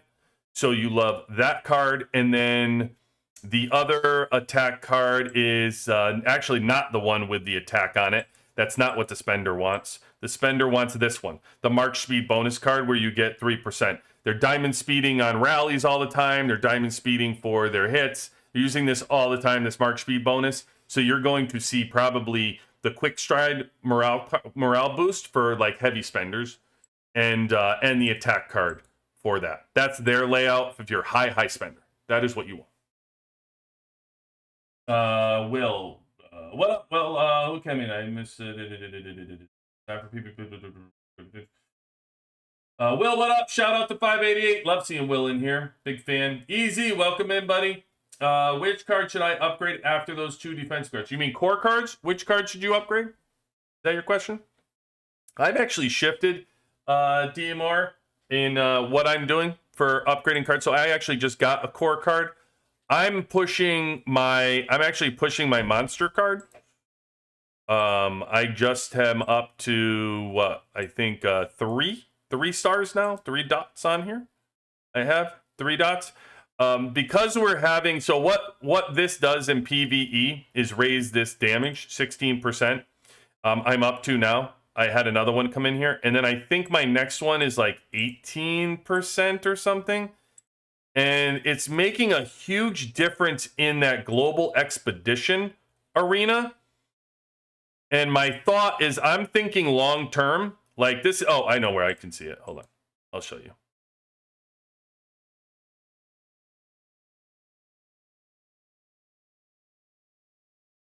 So it moves to 18%. And then my guess is it's going to move to 20%. Now, my thought is this can my logic completely change in how I'm handling this now because I know what we're doing. So if we're going to do Global Expedition, and that's going to be the new way to do Awakening cards and how we're doing it, I'm getting a huge push for using the Monster Slayer card. Like, I mean, I was able to go through, I don't know, like 15 extra levels or something the other day by using my Monster Slayer. Once you use it once, it's hard to then, you have to then, everything else needs to be improved before you're going to see the benefit again of it. But now I can't even fight in the arena and do anything without my Monster Slayer card because it pushed immense levels for that to be able to kill. So I know every single year we're going to have this Global Expedition. And I'm going to be able to also open my factories. And that's the other thing that I've talked about over and over again, is the faster you're able to open these factories are all that matter in your season, period. When you're trying to build out. And then after you build these factories, nothing else matters. This doesn't matter getting it to 30. These don't matter anymore as far as what you can do in your protector field doesn't matter. When I say it doesn't matter, I mean you can't make it go any faster. Right now, I could take a week off. I could literally walk away, go on vacation for a week, and come back, and I'm no further behind than when I started. Because I'm still going, unless it's capping. Obviously, if it caps, I'm screwed. But my point is, this is what I need to get. Now I can only earn at this rate. I'm not going to be able to earn any faster than what's able to be done. So I'm always focused on push the factory, push the factory, push the factory. And you can only do so much to push factories, right? You're only able to do it or help. So for myself and as a high spender, I need to be able to kill to get my factories up, to get the team's factories up, to do things. So the way I'm looking at things is a little bit different than what you're looking at, maybe for your factory. But at the same time, again, they're going to have this global expedition. It's going to be every single year for your heroes moving forward. And we have a long time. We got a lot of seasons to go before we get through all awakening shards for all the seasons, before all this global expedition goes. So I'm going to have my monster card maxed here. The other thing you want to look at when you're doing the core cards, let me go back in here, is, for example, here is what does it do for when you're enhancing this card, right? So here's your rapid training. So it reduces commander units training time by 12. You're going to go up to 14% for 60 seconds. So some of you, from a free-to-play player, I know, use training card every single time you're doing training, and you count on it to up your percentages for your training to make it faster. So, if you're using this and it's going to make a huge difference for you, I would say, every single week you're going to be doing that every single Friday to use it. It's return on investment. It's compound. It's going to work. I wouldn't even look at anything to do with the gatherer. We already talked about the monster card. And then look at what this one does.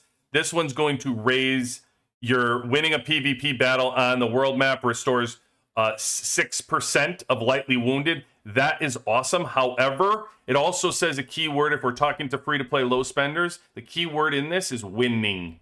Winning.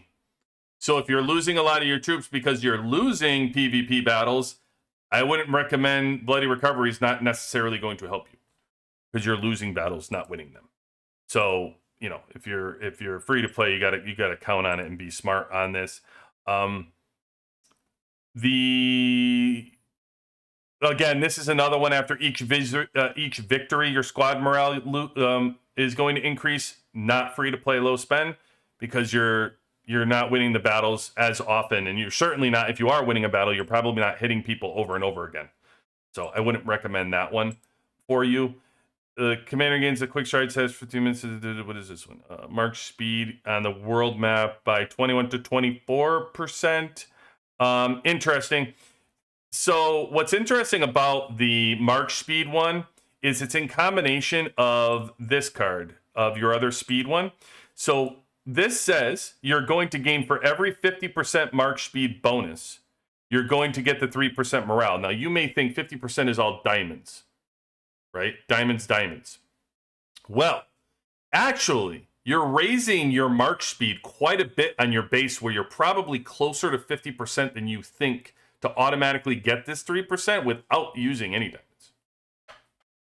diamonds. So I would say, you know, this is, if you combine this with the fact that you're increasing your March speed by using this card, which is going to increase it for 15 minutes, you would be able to get the 3% bonus march. Not to mention, don't forget, you can also use your airplane. If you ain't using your airplane out there, if you want to use your 50% without using diamonds, the airplane could get you to 50% March speed bonus just regularly going around to give yourself a 3% morale boost with just using the airplane and whatever.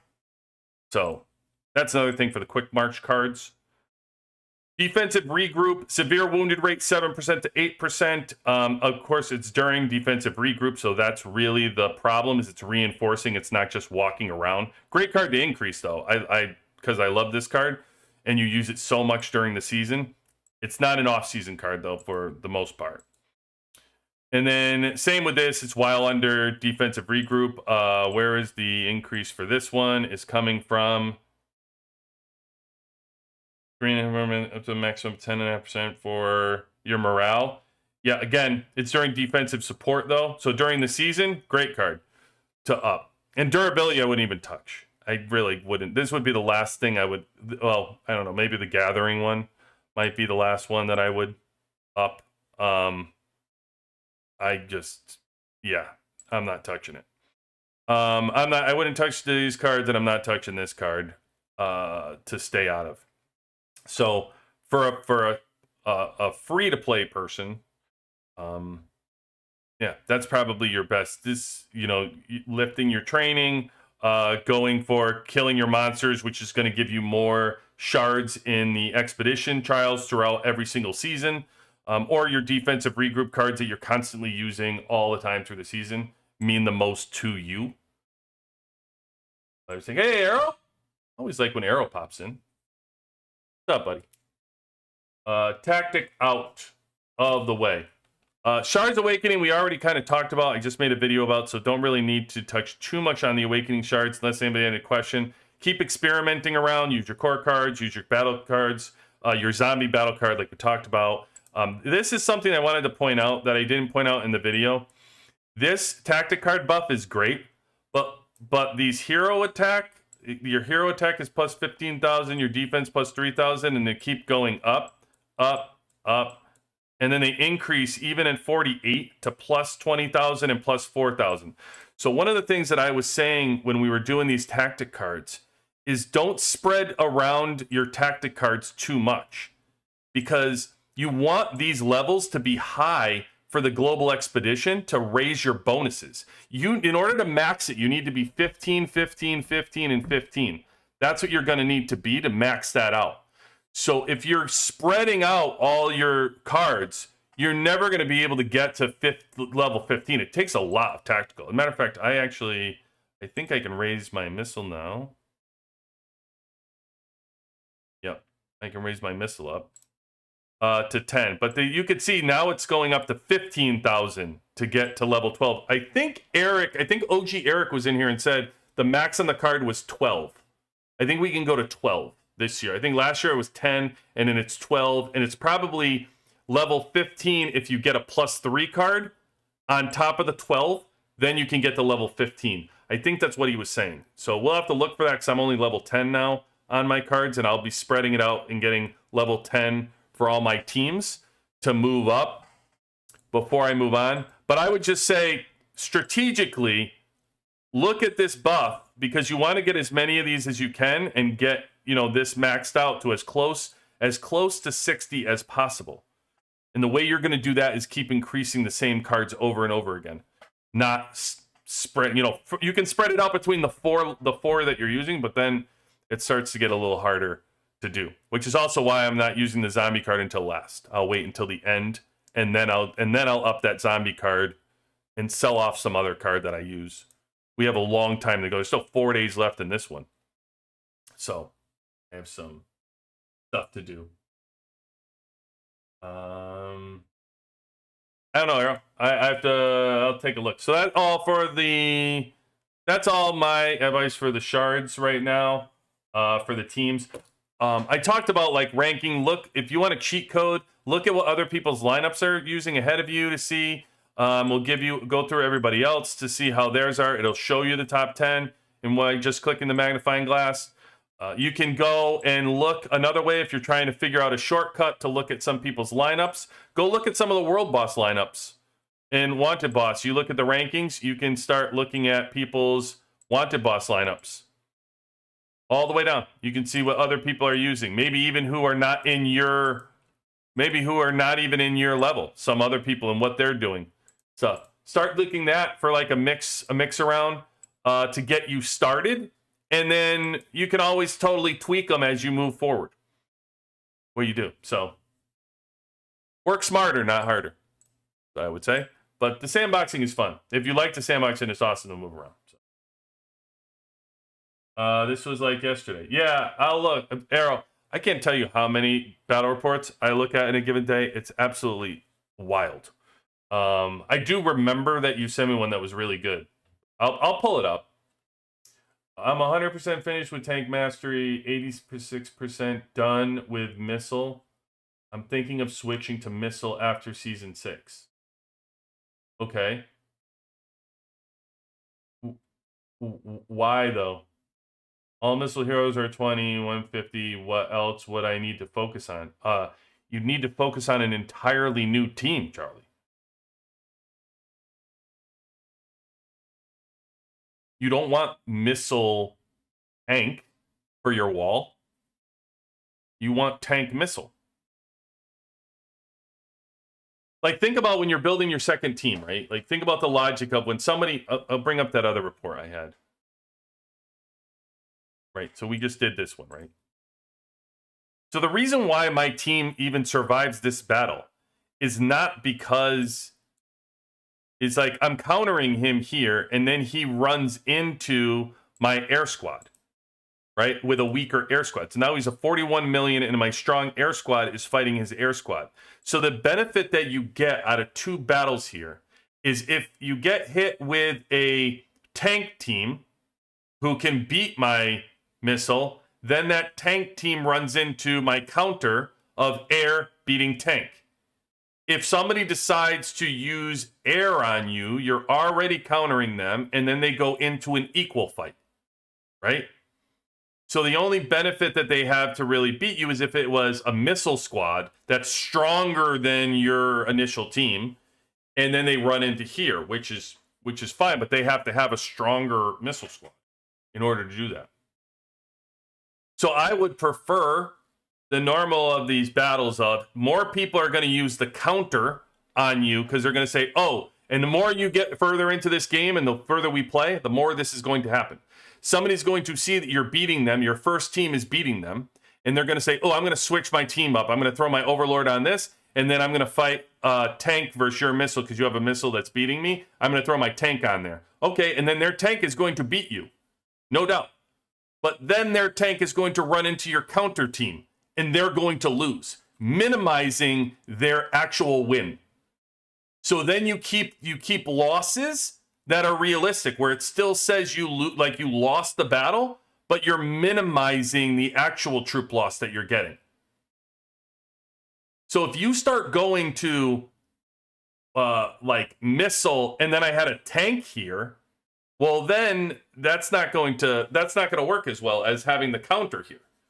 So it's better to have your counter to be able to minimize that instead of the equal of the teams. That's what I would do. As we move further, the counter strategy is going to continue. Just look at 3v3 Arena. It's all there for you in 3v3 Arena of how people are going to strategically fight. Everybody's beating, you're beating people you should not beat in 3v3 Arena. You're not losing to people. You're able to beat people that are 7 million stronger than you, 8 million stronger. I don't get battle reports of people that are like, hey, I lost to this person who's equal power. I get battle reports that are like, hey, this person was 7 million stronger than me and I was able to overcome that. How? You countered them. That's how. Because it's just counter battle. It's constant. It's constant in here, and it's getting more strategic by the day as you're fighting. So I don't know if I already had a strong tank lineup, I wouldn't flip to missile. I would just, you can make your missile team stronger as your second team, but why switch? Keep it. Go tank missile. And just make your missile team stronger. There's nothing wrong with tank. I don't know why. I've seen these strong tanks out here are annoying as hell. They're incredibly strong. See them all the time. Run into them in 3v3 Arena. The one thing that'll throw you out of balance when you're in this 3v3 Arena is somebody up here has a strong tank squad and you can't beat them. They take their overlord off and put it on another team because their tank squad is strong, and you're screwed. Because it's hard to beat everybody else because you don't have a strong tank. So you're already in an advantage of tank mastery. I wouldn't flip at this stage of the game. You're doing great. Keep building your missile and keep building your tank. You're going to be fine, Joe. Switch it up. Crazy. Tanks versus air. I mean, come on. Tanks versus air. Okay. Like, what's tanks versus air, though? What are you trying to do? You're trying to beat an air? You want to be a missile so you can beat an air? Is it not going to be frustrating you when you start losing the tanks? Because that's what's going to happen. You're going to flip and lose the tanks. Same person's doing what you're doing. And more people are switching over to have a strong second team, to have a strong tank. Right? That's the funny part. Is all the missile people, all the air people that you're complaining about that have strong air, guess what they're doing? They're building their tanks as their second team. So now they're getting a strong tank. So it's just a matter of time before their tank squads are really strong and they're able to flip. Maybe, depending on where you are, free to play, low spend, maybe you're a year, 2 years away from actually doing it. But as they build their second team out, but yeah, they're just going to be able to flip it on you. It is what it is. It's short-term gains, long-term gains. But anyway, I wouldn't do that. I will show you real quick. I'll show you Arrow, what Arrow's talking about. Arrow sent me fight. I'll show you this battle.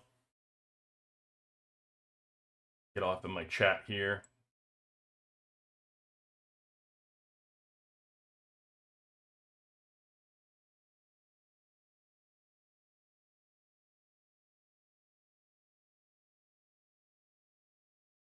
Okay. Arrow, what did you say?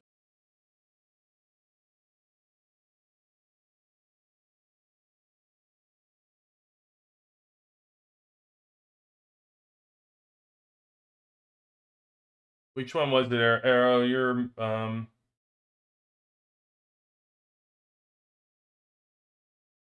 Oh, was it the air missile one? I think it was your air missile one, right? That you did?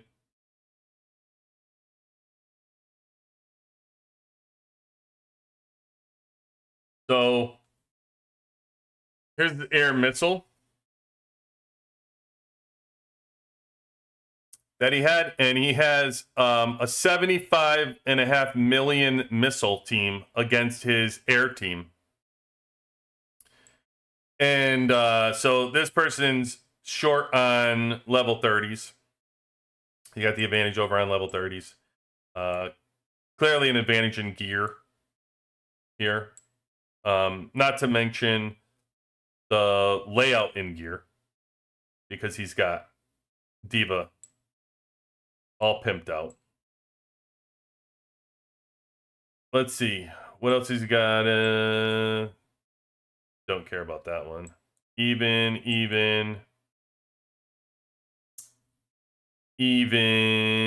Yep, just about even there. He doesn't have his Overlord even in. But their special training's even. Here we go. Now, this was a missile person, right? So he was beating a missile team. So the reason why I thought this report was interesting, because you just look at the rest of this, and he's 6.7 here, and his tactic cards are redonkulous, right? And then you look at his deco, he's got an advantage here, little advantages here and there, blah, blah, blah, little this, little of that. The two big things that'll stick out like a sore thumb in this battle are tactic cards. I mean, least percent, I just showed you mine versus, you know, the other battle that I was looking at. Look at his battle cards here as he's getting towards the end of the season. They just stack up. You're playing your cards right. You're organizing your cards and playing and using the 4+1 card. He's getting the counter reversal card, right? And then he's got his battle duration or the attribute boost. Oh yeah, they don't have that this season, bro. It's so annoying. They don't have this card. I think it's different. They changed it somehow, the attribute boost and how it works. I have to go to that and look. And the Garrison, of course, the Garrison duration card. But look at his percentages that he's getting out of the battle cards. And it's just crazy. Wild. And then you look at the mastery, because I don't want to overlook the importance of mastery, by the way. You can look and say siege is good, defense is good, sure. But he's fighting missile, right? Well, he's air at 50, he's 36%. So he's only 36% in his mastery. So it's not like he's built out his missile here. And it's not even Arrow's first team. You know? Well, it's really neither of their first teams. It looks like both of their second teams they're fighting here.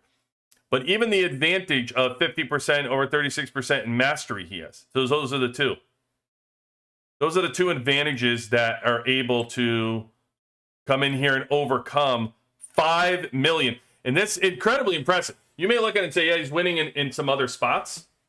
But listen, I'm telling you, 5 million on, he just talked, what's name just talked about losing to, I want to be tank because I'm tired of losing to air. Well, here's your counter right here. Is Arrow's not tired of losing to missile because he's actually beaten missile.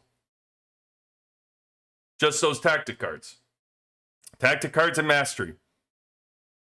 And it's so important. I mean, it's crazy. Like, Arrow, I know Arrow's teams at this point. Like, he's filling out his second team. Coming along quite nicely, actually, Arrow. You're filling in pretty quick, bro. You're up in that. Your reds and your blueprints are looking pretty good, man. I know you were just starting it like 3 months ago or something we were talking. That's pretty good damn progress in 3 months for your teams. Damn. Wild. So this is really good. Liking it. I'm liking this. This is pretty impressive. I gotta tell you, this effing battle cards, though, the tactic cards, Jesus Christ, those are crazy percentages. Crazy. The way these battle cards work right now. I gotta think they're gonna nerf battle cards as we move forward in season. I don't know. I just feel it gives you such an advantage. Like, if you're seeing this, you know, we look at high level people sometimes and people get drowned out by hearing 70 million, 75 million. You have to put this into your own perspective of, like, you can have these same battle cards. You can get these same percentages. So the battles that you could win when you're only 50 million, think about the team that you could be beating. You can beat a 60 million team. There's so many more teams that you can beat when you play your battle cards right, because the percentages are astronomical putting you into these battles. It's crazy. So good. So good. And for him, yeah, for an air over a missile, it's crazy. Great stuff. Great stuff. Giving all those air team folks hope out there, like Chicken Charlie. Giving all those people out there, well, he's tank person, but all the air people out there that are overcoming, same thing. Now, Chicken Charlie, I want to see your battle cards looking the same way. I want to see you getting those same percentages out of your battle cards. I want to see 42.5%. Just great friggin' work. Great work, Arrow. Good example is what he is. It's a good example how to build those battle cards.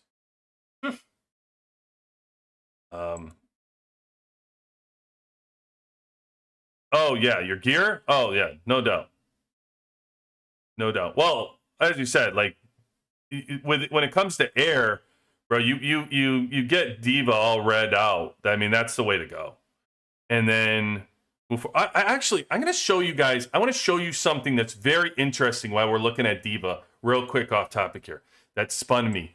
I got to show you guys something. So I was talking with Hulk, right? And Hulk sent me a battle report.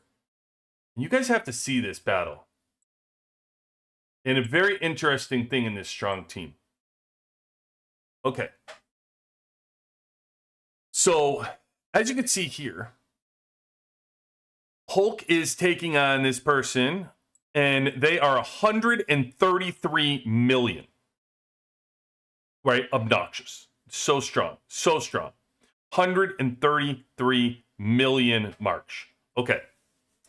So now if we look at a little bit more of a breakdown of these folks, you can get into all this the day two, and I mean they're going to be, I mean these are two heavy hitters, folks, heavy hitters. What are we taking away from this battle, right? I mean they're just, look at this team anchor stuff. They're off the page, top of the food chain battle going in here. So why are you showing this? What blah blah blah. Well, there's something that was very interesting in this battle. This person who's 133 million. Look at how they're stacking their cards. I mean, this is astronomical. This is crazy. By the way, if you look at the difference of the exclusive. Look what it's taking to get there. This is crazy. 300, 250, 300, right? You're seeing all this? I want you to take a look at what this Air 4+1, if you look at where are all these exclusives showing on here? Lucius has a ton, right? Morrison has a ton. Skylar has a ton. So I want you to ask yourself, how about Diva? Diva must be spiked through the roof, right? Diva, I mean, must have tried to max out whatever Diva was, right? Because that's what you would do if you were doing your team and you were like, oh, I got extra exclusive. I'm going to put it on my main attacker. Let me get those up. So what does it look like?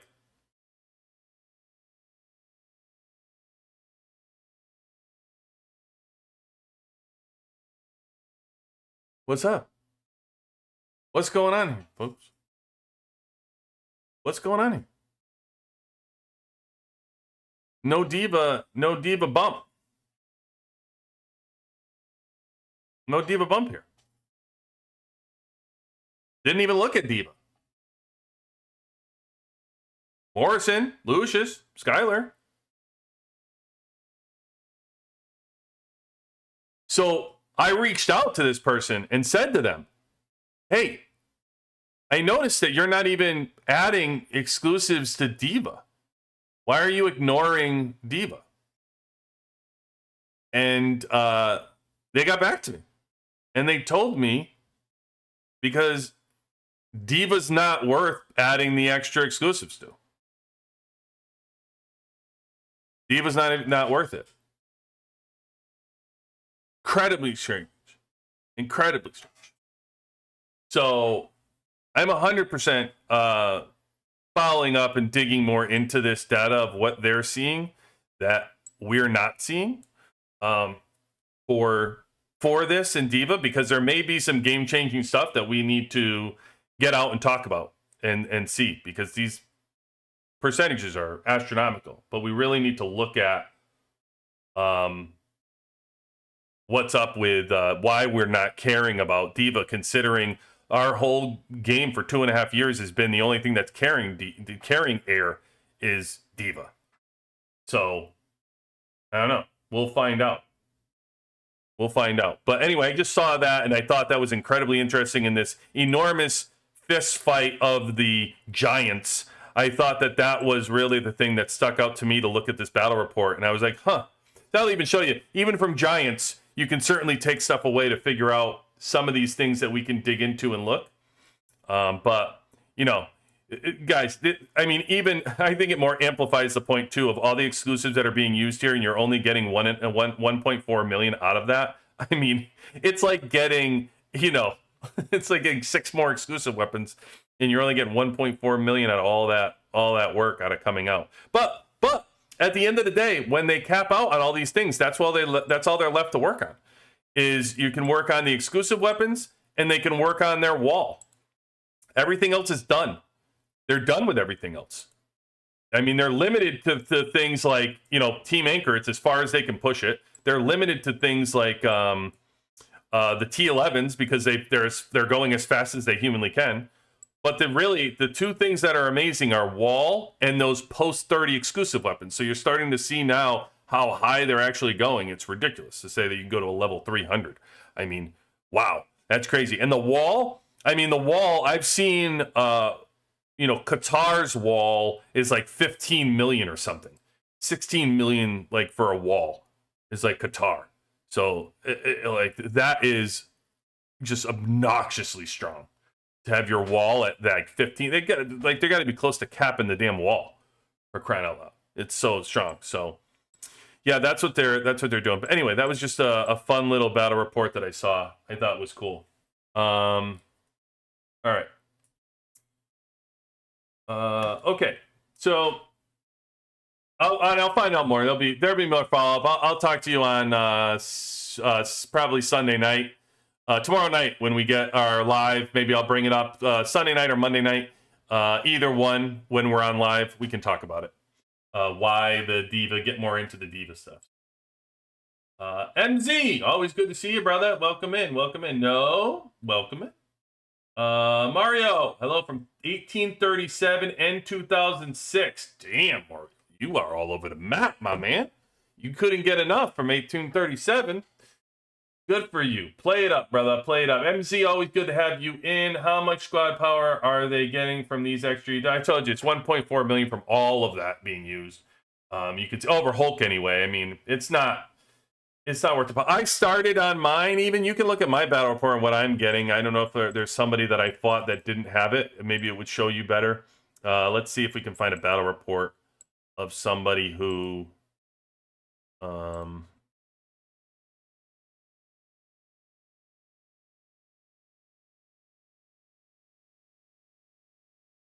okay, here you go. So here's mine, guys, right? This is a perfect thing. Me versus this person right here. And they have, I don't know if they know, but they might not want to put them all on D.Va based on what we just talked about. I'm telling you, it's huge. It's huge business, because the first thing you would do, and normally the majority of people would go, I'm going to D.Va. It's just what's logical, right? That we've been taught to do. But that person there's something going on that they're like, nope, not worth it. Don't understand. But here's something, Chicken Charlie. So you can see I basically am using a shit ton more than this person already. And look at me. I'm 0.1. I'm 0.1 over. And I've used all of these. So it's like, it's not worth it. It's why I continue to tell you over and over you're better off moving to your second team and pushing the level 20s, or even your second team pushing level 30s. Than you really are on your first team pushing all these. By the time you end up getting anything worthwhile onto this, your second team will probably be developed.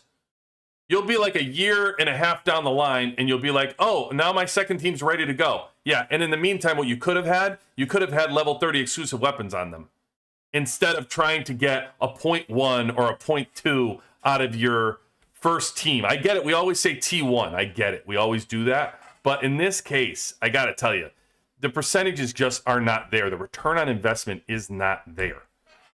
So stick to moving your second team, your second squad up for you low spend. Even I'm telling you, free to play, low spenders. Yeah, I'm talking to you. You are better off once you are able to get to 30 on your first team. Move into that second squad and work on exclusives. It's just you're better off, man. It's awful return on investment for those things. All right, so we are going to Batuta Awakening. Diva will dominate for like 5 seasons to come. Oh, because Morrison will be last to be awakened. Yeah, fair. I mean, if they go, you're right. You're right, Arrow. I don't like that they're doing the same order, right? Because we already played the game that way one time already, where those heroes were like the strongest as we went. I don't want to replay the same way. I wish they mixed them up. It would have been more fun. I think it would have gave us more strategy. It would have gave us, on our teams and how we built it. Like, for example, how cool would it have been if they gave us like Lucius as the first one, right? Or, I don't know, Skylar, or, Swift, or, I don't know, or even like Adam. They did Adam for Missile. That would have been pretty cool, right? You mix it up a little bit. I don't want to go in the same order. Like Tank. Like, what if they gave you Williams instead? Let's do Williams first. I don't know. Call me crazy. I just think it would have been more interesting if they did that. But now knowing how they're going to do the lineups and whatever, yeah, 100% Arrow. You can kind of predict how things are going to work, and kind of plan ahead in regards to that. Like I said, I'm already planning ahead with this global expedition and how they're doing it for my core cards. I'm already starting to plan ahead for it. It's just... all right, we got to get into account reviews. So let's get in. I promised these folks to get account reviews again for you folks. We're about to pop over onto Discord. And for those of you out there, discord.gg/WW. I'm sorry, join WWC. So discord.gg, join WWC. That's what you want to do. We have a ton of Season 6 information over here, tons of Season 5 information. So let me get this over and populated for us here. Hold on. Switch over my screen real quick. Yep. All right. So, actually, what's interesting in here, amazing, is what the team is doing, laying a bunch of stuff out for all the stuff that we have here. What I really want to tell you, though, there's 2 things for our partners before we get into this. So one being Captain Hedgehog. I highly recommend, again, our partner Captain Hedgehog, if you need any information in regards to a season 1, season 2, season 3, I don't care what season it is. Just go to the Captain Hedgehog website, folks. Just put Captain Hedgehog in Google, and he will come up, and you go to his website, okay? It's that simple. It gives you all the information you need, all the calculators. You don't need another Discord. You don't need another, all they're going to do is you're going to end up with watered-down information. I'm telling you, he has everything you could possibly want. The guy works tirelessly on this stuff.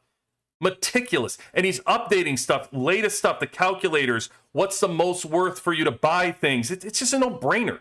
If you are a Last War person, anybody who plays this game, that is your bookmarked website that you should have. I don't, like, he's just our partner for a reason. It's just a way to go. It's just a smart thing to do as a player, to just use his website. It's a cheat code for stuff, to know the information ahead of time, especially if you are earlier in this game. If you're like season 3 and season 2 and what, oh my God. It's just such a cheat code to have Captain Hedgehog. And I get it. I know you have favorites out there for Discord, and they put stuff out in maps and conversations, or they try to make different videos for you. I'm just telling you, the guy is a cheat code for everybody at this point in the game that finds him. You are at a disadvantage if you are not going to the guy's website to use these tools. So I'll just leave it at that for you. Now, I bring that up because I'm telling you, discord.gg/join WWC. Our Discord is not going to do what Captain Hedgehog does. We're not going to give you the maps, the plan outs, all that stuff. He already has that, the guides. What we try to do is create a community to help with questions. If you have random questions that nobody knows the answer to, or your thought you want to bounce something off people, come in here. You can see down here it has any kind of conversation you want to have. Incredibly active community that we've built for any season that you are in, including preseasons and transfers and anything that you want. It's constantly active. The chat is flying off the hook. I mean, come on. You want to see Arrow out there? Arrow will be out there for you. Go talk to him. No, but you have Bun and Cyril are blowing it up. Like, as you can see, like, as we're here, like, it's just crazy. Bun's constantly out here answering questions, keeping the chat alive. Cyril, who's ridiculous. We had Cyril on the other day. The presidents that are in here just giving advice and stuff. I cannot recommend you to get out here more for the community. By the way, we don't charge anything, as you guys know. Everything's always free. That's what we're trying to do, is further the game and make your game experience better. That's why we built the community. That's why we welcome you in. So including that, we have on the left, if you want to get your account reviewed, by all means, we go over the account reviews every Saturday morning, and we try to get through these things. So let's hop in to our account reviews. Oh, what happened to my... Oh, maybe I don't have them here. Oh, they're there. They're buried. They're buried in here. Okay. Is this the only one I see?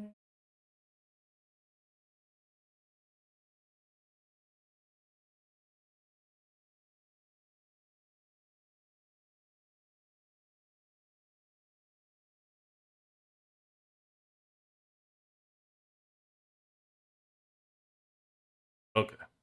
Let's see what we got. All right. Other posts. I think we have. Let's go with Abu. Okay. Hello, QB and everyone. I am in the middle of season 1, and I'm already thinking of the future. I like to be competitive, but low spender. Wondering what would be a good direction for the future. Keeping T1 air or switching T1 into missile. Oh, here we go again. This switching. Well, already it's a better comparison, because if you're going to push your air, I have no problem with that. If you're going to switch to missile and make that your number 1 team and push your T1 air down, that's exactly, by the way, Abu, that's what I did. I went from tank to air to missile, and I made my air was incredibly strong, and then I waited until my missile equaled air, and then I moved my missile patiently. I moved my missile to my first team. So that's how I did it through this game. I found it to be a very good experience, but I found it a very good experience as a spender, high spender. You are saying it as a low spender. Different ballpark, because I don't know how far along some of your stuff is. So that becomes the difficult part. For low spenders and free-to-play people to make any kind of switches, it becomes very painful. It's a very long, tedious process that takes months and months, and it can be frustrating. So... but if you've already built your T2 to be missile, then I would say you're already committed, and you might want to full send it at that point. All right, I'll buy all EW for air. I don't know. This guy said low spender, and then he followed up a comment saying, I'll buy all EW air missile. So I'm like, okay. We don't know what low spend we're talking about, but I really like the missile team, but I'm not sure if it's too late or if I still have time, and if it's the case, that would be the path towards. Listen, spenders always have options. So you're going to spend, and you're going to buy those exclusives to up your team. Yes, couple things we're going to want to look at when we look at this right now. We're going to dive in. I'm going to be looking at your masteries. Where are your mastery levels? Because those are hard to change. Where are your chips? We want to know where your chips are on both your teams. And then also your skill level, but you can lift your skills up. That's not that big of a deal anymore. Most people have their skills throughout their team worked on. So that's what we'll look at when we look at both your squads. For the future, I don't necessarily care what this screen looks like. It doesn't give us any data to help with an account review for the most part of your teams. This is where we want to get into the bread and butter of what's going on. So I think we can only give you, well, we'll see what else you have here, but here's your current air lineup, your current air gear.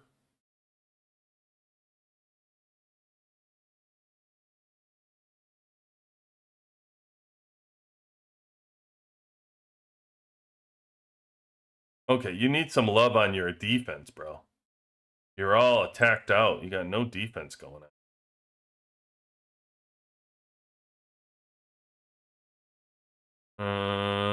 Yeah, again, your skills aren't going to necessarily be an issue for you to prevent you from doing this. Is that it, though? You didn't give me the... You must have your missile squad in. Okay, yeah.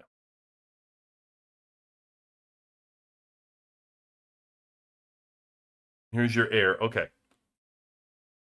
Okay, so you have no chips yet. So you're just starting out. Oh, yeah, okay. 100% have time to switch.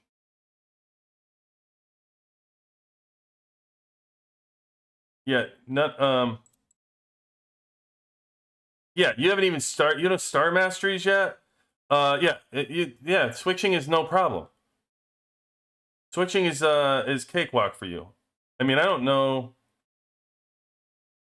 Your hero is where you're gonna want to focus because missile is the bottom. Do you want to get the bottom 4 done? And then you also have to get missile done, and that takes a lot. That takes a lot of time and commitment. So I would say this is probably the only thing that's going to hold you back is hero percentages that you're going to want to push. Other than that, I think you're going to be fine to move. Where are your... And you don't even have exclusives yet? Did I hear you? Where are you in the game? Season 1. Oh, okay. You're in the middle of Season 1. Yeah, no, it's not too late. Absolutely not. You can easily do it right now. You just have to make the commitment. You're going to go through some pain, okay, Abu? So here's the point. We have to suffer through some losses and through some pain because you're not going to be able to push your air squad the way it is like it's your number 1 team. So you're not going to be able to push. So you swap out you work on hero. Your non-valor should go immediately to missile. Start pushing that. Then your EWs you're going to push. You're going to push. I would push your air like Diva and Tesla to 20. So you have them both to 20. But I would say that your missile one, you're going to be the one that you're going to push to 30. You're not going to push the air one to 30. That's how you're going to transition slow and try to minimize the losses in the game as much as you can. Because there's going to be a time period where you're not gaining as much as everybody else. You're a little bit behind. If you're spending, you can make up some of that time, though. And then by the time your missile gets bigger and you might go through season 2 might be rough. It takes a little bit of a transition. So it depends on how long you have between season 1 and season 2. If you're having like a 2-month off season, my guess is season 2, your missile squad's going to start to come around a little bit by that time. It's pretty much a 3-month transition usually for people that build out their teams. For you haven't built out your EWs yet, so the transition for you won't be as long. I'll say you might be ready by the time season 2 rolls around. So yeah, no big deal. You'll be all right. Just, don't punt your air team at this point. You're going to invest a little bit in the EWs, but that's it. And your chips. Oh yeah, I forgot. I wanted to look at your chips too. Where were your chips on missile? Your missile chips. Oh yeah, you're the same as Aaron. Yeah, this is a no-brainer, bro. You can easily switch. You got no problem. You got no commitments that you made to air. Push your missile chips to 5. You're almost switching right now to missile team. I mean, your stars are going to switch. You're going to you're going to have it for a little bit longer to develop your to get your stars. If you're going to spend and make this switch, you're going to want to get to your EWs, and you're going to want to get obviously your heroes 5-starred for your missile team. But you've unlocked everybody. It's not like you don't have all the heroes. You have them all, and you're just a matter of pushing them right now for the stars. So I would camp out with Air for the rest of season 1. And then, yeah, my guess is you're probably going to be close to 5-starring everybody by season 2. You'll have the EW. You'll be able to push for Tesla. You'll be pushing your chips on missile. And by the time you're either in season 2, a little after, you'll be able to make the switch. And your mastery, when you start working on your mastery, just push it over on missile. Pretty easy transition, especially for a spender here. That's what I recommend. Okay, so that's your advice as far as switching teams. Money-wise, I still don't think you should be sidetracked money-wise too much from your gear, though. So you still have a long ways to go on gear. And I would be worrying about blueprints and spreading out, getting your defense solidified. And this isn't for here anymore. This is going to be for McGregor and Adam. And yeah, you're definitely going to want to up this over. Your guns make a little bit more sense because you're going to put it on, Tesla and Swift. But you got to get your blueprints for your defense built up. So I'd recommend your Bullseye, spending your money on Bullseye per usual. This is often what I see lacking the most. And yeah, that would be just focus on that, brother. Otherwise, I think you're in great shape. You're not even that far off. You're like, it looks like you have a lot because you have all 5 stars on your air. But once you get 5 stars on missile, and once you switch your gear over to missile, you're almost probably equal the way your team is built right now. So you're really a perfect case of somebody who's switching. And this is around the time you make that decision, by the way, when you're building, even for high spenders. You want to do it around season 1. Don't go too far in to season 2 because it's going to take you a long time by the time you get to season 3 at that point before you're switching. I will also make a case real quick, Abu, to tell you that there were more strong air teams in my season 3 than anything else. The air teams were redonkulous in season 3. They were so strong. Everybody just kept building straight from season 1 to season all the way through. So you're going, and I only bring that up because even though your missile team will be strong, you're going to run into some really strong season 3 air teams that are going to be 4+1 carding it in season 4. So just know that. Air is a great way to go. But if you stay the course with missile and you switch right now and you stay the course, you're going to love it by the time you get to season 5. You are going to freaking love it. Good stuff. So, all good, Abu. I think that's all for you and what your questions are. Yeah, so where are we at? 247?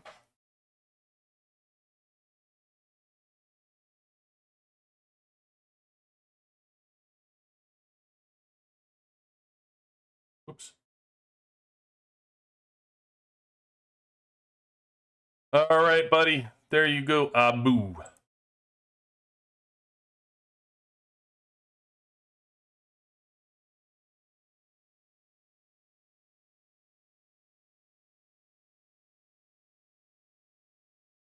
All right. Brother Jim, didn't we already? I thought we already did. I thought we already helped Brother Jim, didn't we? No? Oh, Brother Jim must have been the next one that we didn't do. All right. Yeah, I could have sworn we looked at this. Did we look at this and then not close it out? We are in the off season between seasons 1 and 2. I switched recently from my tank main to focusing exclusively on having a missile main squad. For tech, I have been focusing exclusively on pushing special forces to get my T10 troops. Not sure what other info I need to include in here. I am a very light spender, on average about 100 a month. Any advice? Oh, I did. You brought your feedback. I would like to come back in a month. Oh, okay. Finish her on that. Yeah, okay. Got it. Yeah, I thought we did. I just didn't close it out last week. Okay. You got it, brother. All right. Let's go into Chief. QB and WC. First, thank you for taking the time to review my report. Of course, Chief. Really appreciate you and your advice to the community. Currently in preseason and only 3 days away from season 1.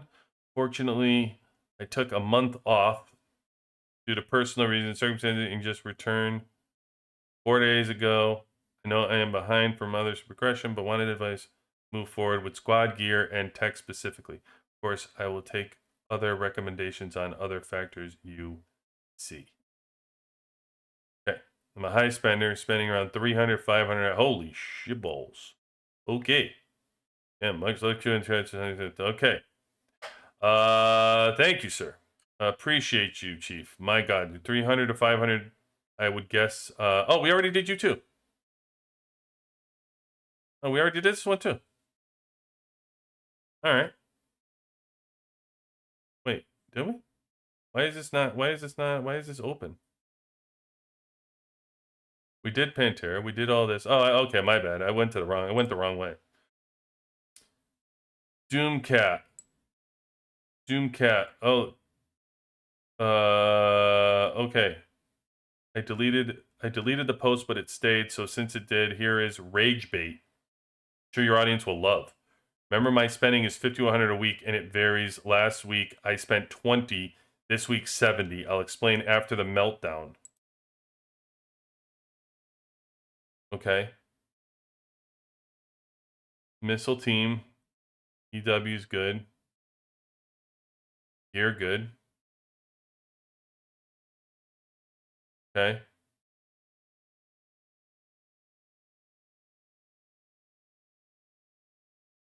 Okay. All right. And gear update that broke people.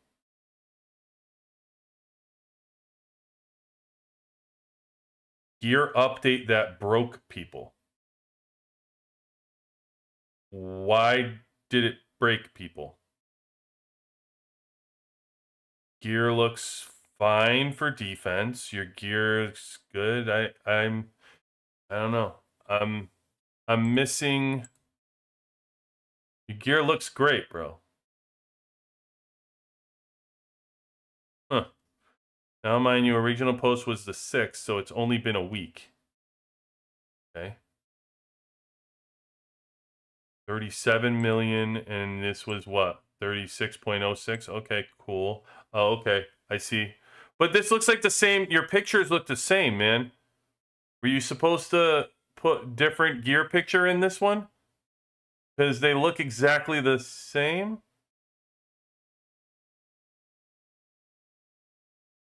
What am I missing?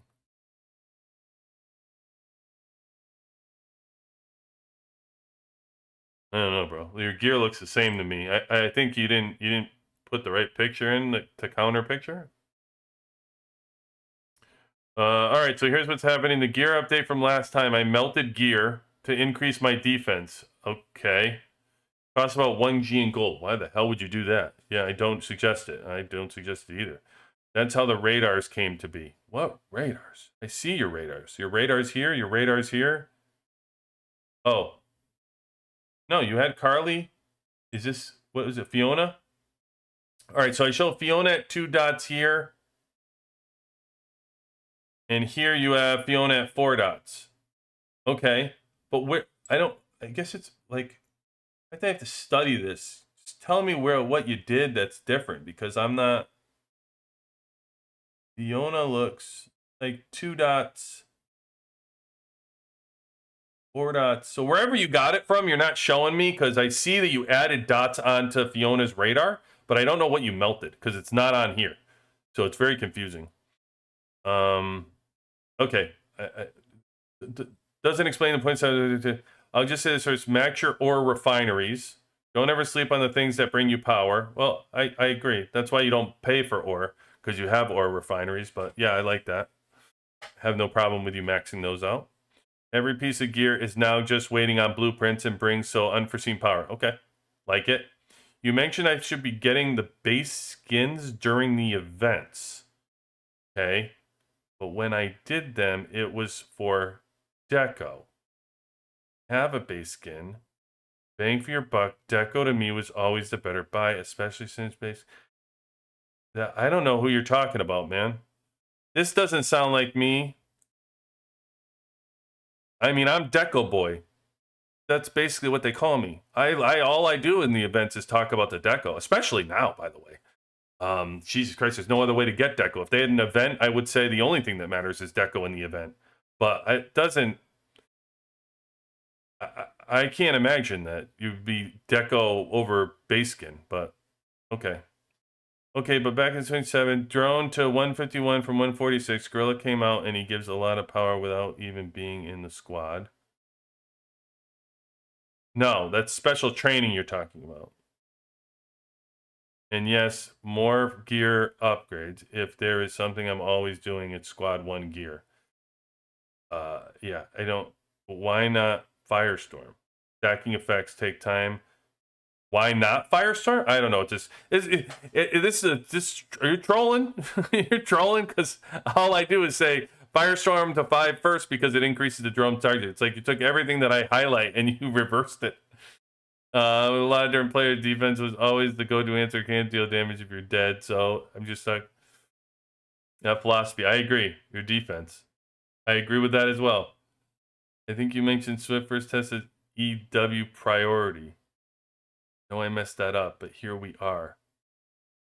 Anyways, great content, but rage bait. Happy to talk more in depth, beneficial. Yeah, I'm lost. I don't know what this is, but I didn't do this one because it didn't. There's no comment on it that I ended this one. But was this was this where we ended last week with what's her name?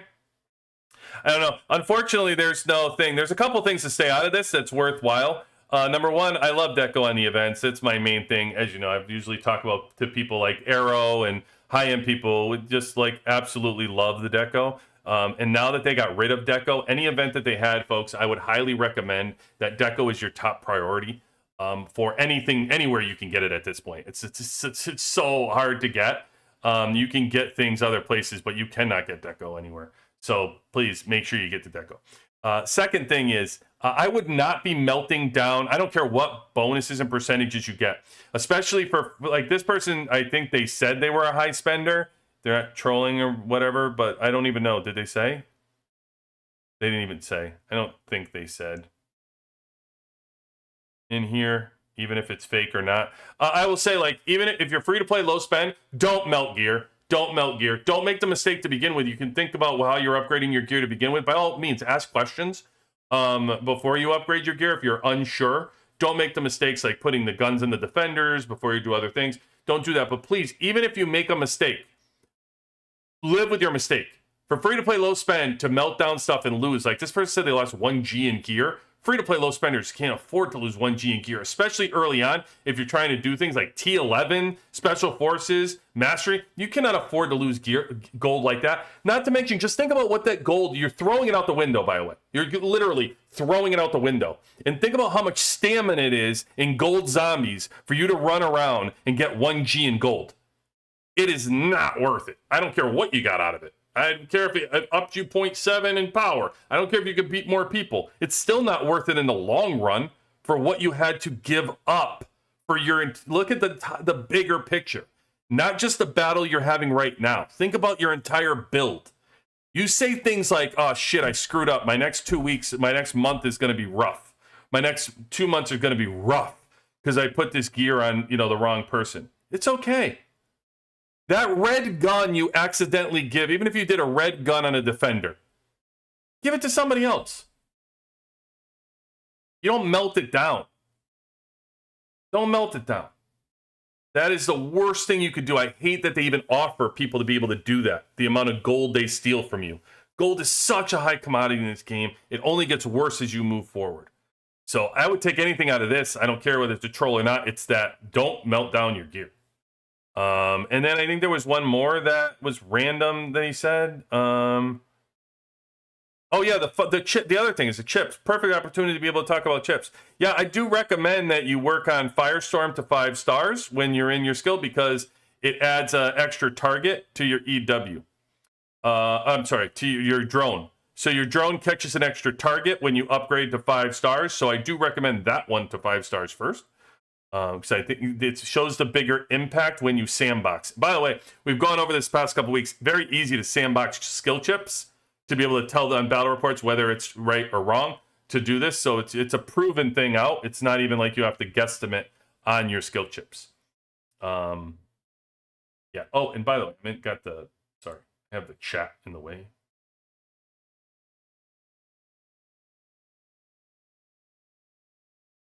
Sorry. I'm paying attention.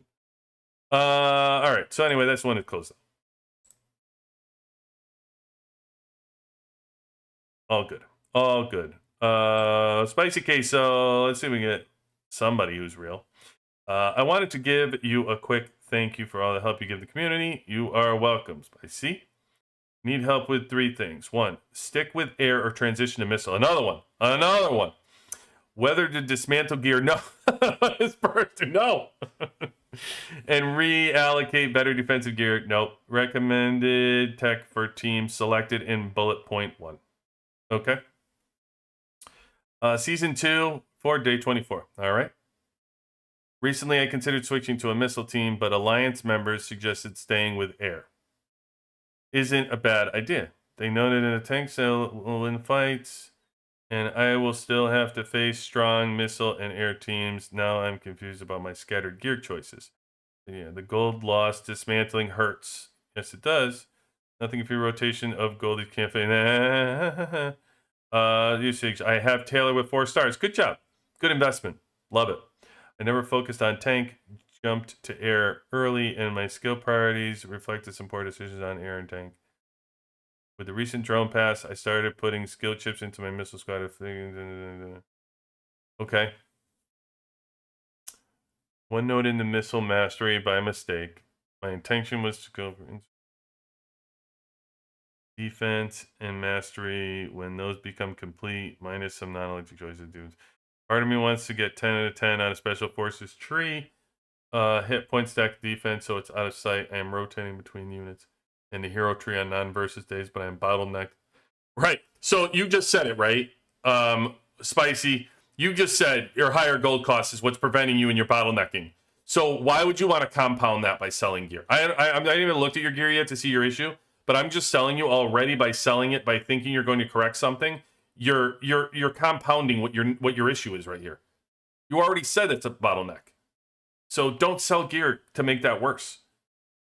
It's a compound thing. Like when you sell it, then you all of a sudden put your tech behind, right? You put your tech behind, and then your buildings are behind. Some buildings too you need, and so everything starts being put behind instead of just one thing. And so you're fixing one thing instead of just living with a mistake and moving parallel, where you're fixing everything all at once. You're stuck. Oh, look at Spicy's here. Look at him. And the higher said, thanks again, man. I really appreciate it. Okay. So, Spicy, see, I know you're real. Current gear and blueprints waiting on members. Okay, let's take a look at you, brother. So, it is air your season 2, and you want to go. Well, what was your spend level? Did you say? I don't see it in here. What's your spend level, man? Now that you're in chat.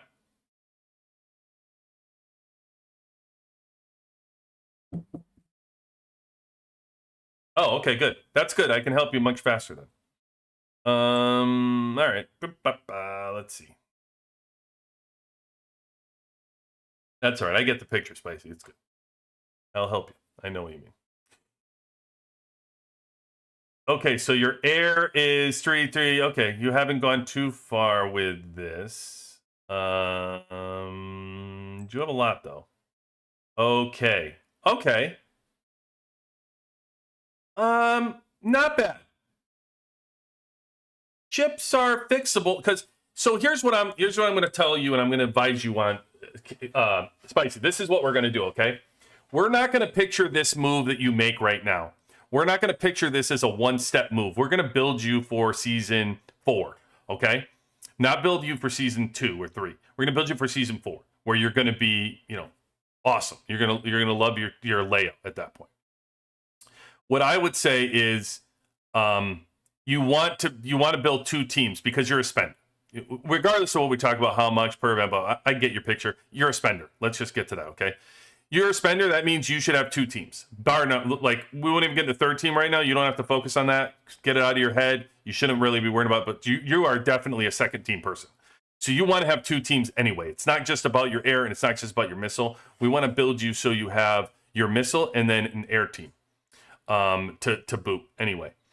So what I would say is the fact that you've invested in chips, yeah, you can look at it and say like, I'm already in 5. I wouldn't because actually chips, you can have both of these teams be 5 stars. The next bump for chips is really like 8 stars. That takes forever anyway. So I would actually recommend at this stage for you, if you were building and we're going to build 2 squads, that's what we're going to build you. I would recommend you having 5 stars first on both of your teams. Because the investment to get to 8 is going to be obnoxious. And it really slows everything down. There's nothing else for you to do. So before you kind of shut off and not make decisions on chips anymore and we just push one team, I would get both teams up on skill chips because there's such a bump and such a difference with 5 stars when it comes to skill chips. It's ginormous. So I would get both teams to 5 stars, and then what we would do is change and only push your first team to 8. So we're going to look, I'm going to take a look at the rest of your heroes and make this determination, but I don't think it's that bad of an idea. So right now, let's see what else you have. Skills I'm not worried about either case, so I get it. You're in season 2. You don't understand, but you'll get so many skill points as long as you're doing your arms races. By the time you get to season 4, season 5, you're going to be maxed almost on both your teams. So the skills aren't going to prevent you from moving. It's an investment and it puts you a little bit behind, but you're behind anyway. So don't let that get you caught up. Okay, let's take a look here. This is where we start making some headway. All right, development, I like it. Okay, hero, yeah. So this is going to be a big move to missile. You need the bottom 4 completed, and you need all your missile ones completed in order to make this transition. You can still do that right now, even if you're working on air. What I would say is if you want to, after we talk here, if you want to make this move to missile, stop whatever you're doing with air and move right to missile and start doing all your non-valor completing missile straight through. That's what I would say.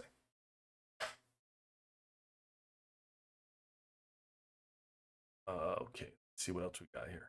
Two looking good. Units looking great. Yep. Complete this, by the way. You're looking great here. Push, you're gonna get more out of this though before you push your last 4% here. So get your hero team missile. It's crucial that you fix this. So stop with that. Just put all your focus in your missile in here if you're gonna do this. Intercity China. Okay, special forces. Yeah. So special forces is definitely you only want the power out of here. And I do recommend you go 10, 10, 10 on there and I'm sure you already got your damage reduction and your T10s and all that good stuff, right? So that's fine. It's very expensive, but yeah, push this and get this done before you move any further on anything. I would just complete it. And when I say complete, I don't mean the non-valor stuff or the non-power stuff. You can leave that and move on. You're doing good. I like that you've done here. The siege and defense. So once you finish with your special forces, I want you to leave here and start doing, if we're going to make this move, start doing missile mastery. Push your missile mastery to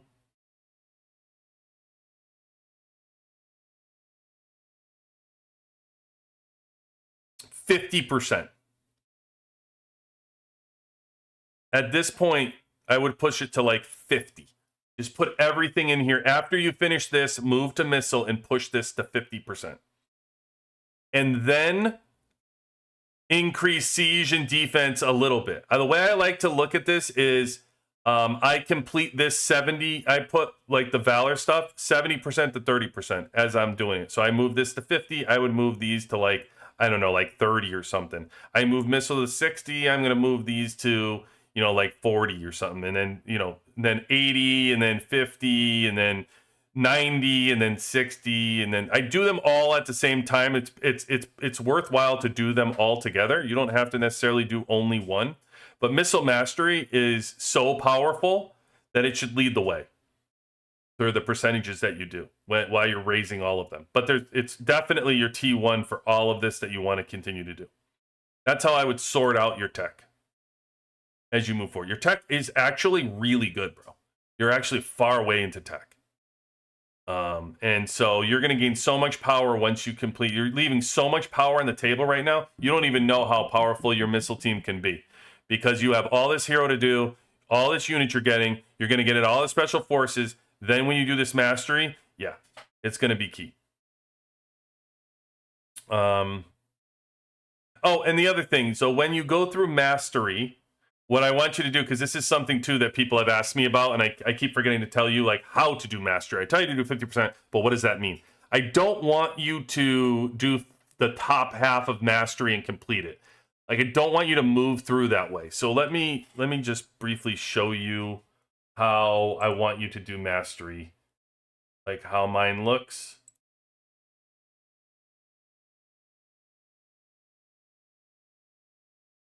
All right, so let me bring this up real quick for you.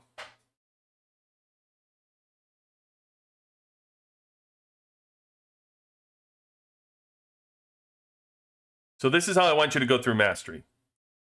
As you complete things, I want you to do 20% of everything. So first do like the 10, if it's 10, do 2 out of 10, 2 out of 10, 2 out of 10, 1 out of 5, 2 out of 10. Move your way down and do 20% of the entire branch. And then when you finish the 20%, go back to the top and do 40%. Do 4 out of 10, 4 out of 10, 4 out of 10, 2 out of 5, 2 out of 5, and make your way all the way down, right? Get all of the percentages. That's the best way you're going to get all of your mastery, the highest percentages that you can get through it. Don't just do like 10, 10, 10, 5, 5. Don't build that way. Make sure you're getting all the way down the branch and getting the best stuff that you could do. That's going to give you your damage reduction as maxing it out before you can come back up and do your next branches as you move through to get worthwhile. So you do it 20%, 40%, 60%, as you move through. Right? So I just want to be clear on that. I know that was a question that folks have been asking, so. Okay. Let me bring you back in. All right. Your tank squad. Okay, so you're showing me your tank. Your tank is non-existent. I don't care about your tank squad. You don't care about your tank squad. Your tank squad should suffer. It should be terrible, bro. It should be an awful squad that you don't even know why you possess it for at least a couple seasons as you move forward. I didn't even look at my tank squad until like season 5. When I started the game, my skills were so far behind. I got everything to 30 when I switched to air in the beginning of this game, like my skills. I moved all my skills up. And do you know I did not touch tank skills for like 4 seasons? I got my exclusive weapons, but I didn't touch the tank skills. Crazy. So I don't even look at this team. I mean, if you want to look at like Murphy and is exclusive to 10 because you're going to do a 4+1 air squad, your air squad is good and you want to use that in season 4, you're looking ahead. Okay, I can see some value there, but otherwise, yeah, stay away. It's too much to concentrate on. And here's all the gear that's going to be moving over to your missile squad to make it look good. Yeah, this all goes, yeah. So you do this same thing. You're going to be Swift, Tesla. I like it. Oh yeah, you definitely need up here, bro. You got to get another radar and another shield. No big deal. Even with this team, man, I would move at this point D.Va to the front. Move Lucius and try D.Va in your front. Bro, you got her all geared out. Move her up. Try that out.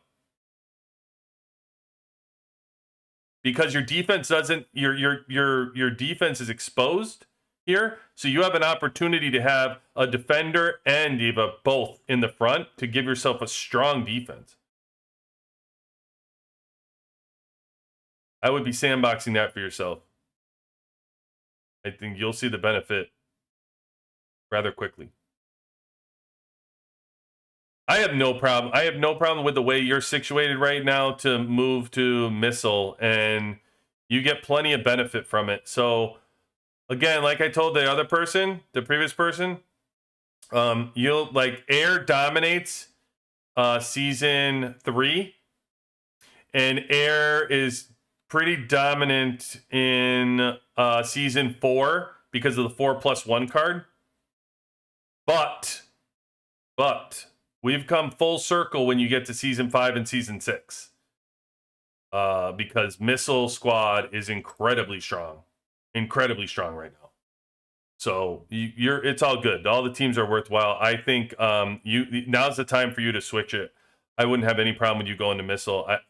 It's what I did. I did the same thing around this time, and maybe a little bit earlier than you, because I did it around season 1, but it could have been season 2. I made the same switch, and I suffered through season 3, I think.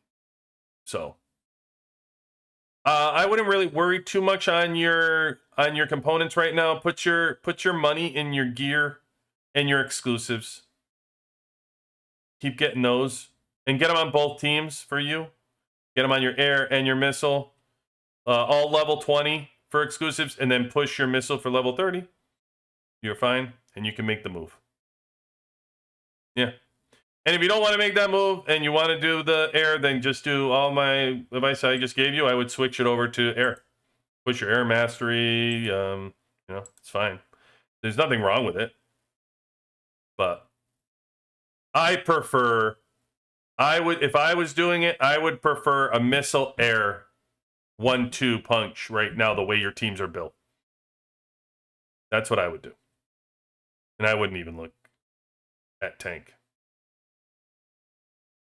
Tank is good, like a free-to-play, low-spend account. There's nothing wrong with building Tank eventually. Stetman's good. Exclusives. Obviously, Murphy's good, or else people wouldn't be 4+1 in them all the time. So, anyway. You're good, Spicy. I think I'm going to put this comment so I remember that I did this.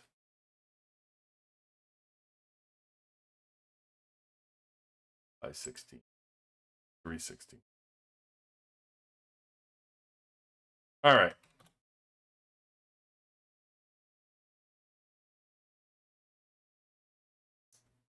There you go. And that'll do us in for today. Did I close both of you out here? I think so. Yeah. Okay. All right. And I will get to this count review. I have my Fliteboard left. Fliteboard, I am going to get to you either tomorrow. Maybe I'll get to you tomorrow or next week. One or the other. I promise. I'm thinking tomorrow though.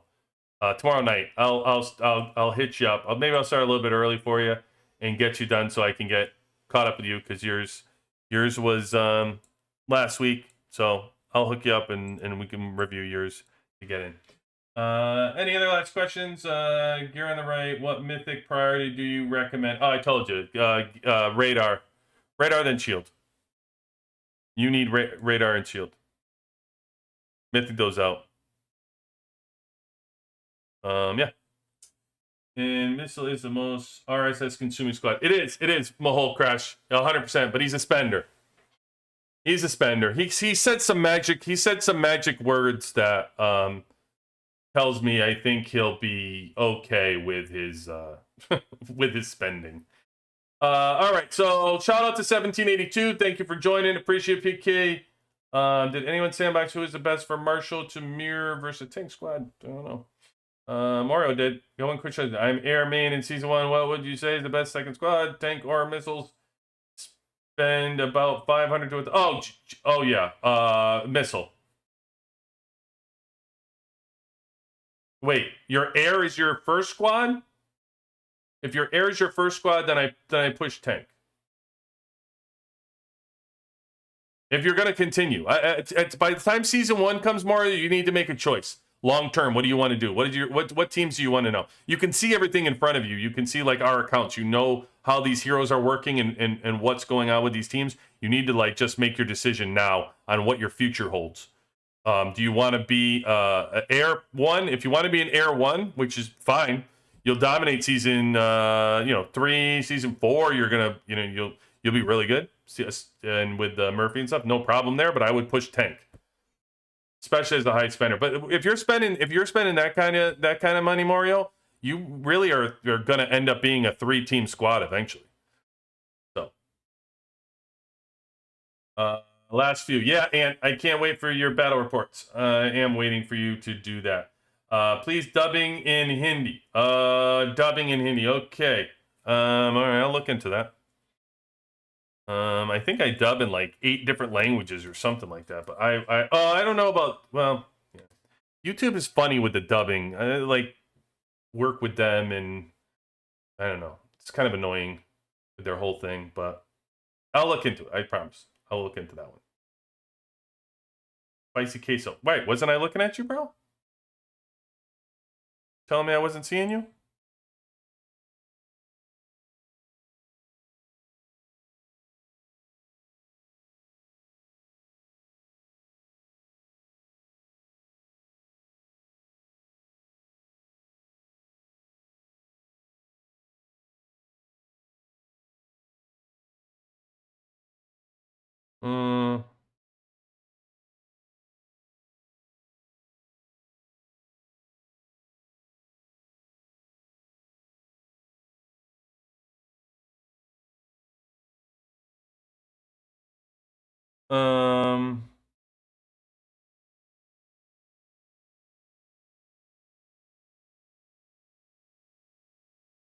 Oh, I see. I'm sorry. I see what you're saying. You were on the. Okay, because I see your gear. Okay. Where's your priority? Gotcha.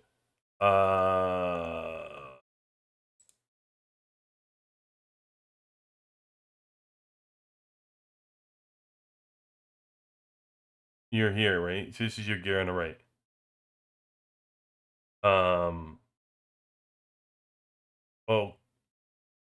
Okay. Yeah. Start redding out D.Va. Even for your air, because you'll be able to transition that over to Swift. So you want to make all red at this point. It's no big deal. Like you can bring that down. What I would do is a shield at this point, because you can actually take the radar and shield and put it on D.Va.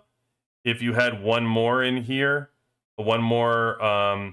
chip. If you had one chip for D.Va, so I would say work on the chip and red that out, and then you can literally make her all red, and then you can give one more defender a shield, and you're ready to lock and load with a defender and D.Va up front with all red while you work on your defender gear. And then after you did that, I would prioritize working again on a shield and a radar first, and then another shield, and get your defender locked in there. Yep, that's what I would do. And then work on the defense. Work on like Skylar's defense. Get a radar on her. Yeah, that's how I would. That's what I would look at. Like my next 6 moves. I think those were 6. So, all right. Sorry, brother. I do that all the time. It's like I look at so many of these damn things, and I'm always like looking at whatever. All right, fair enough. All right, everybody, that will be all for today. Hopefully you enjoyed the show. We will be back on Sunday night.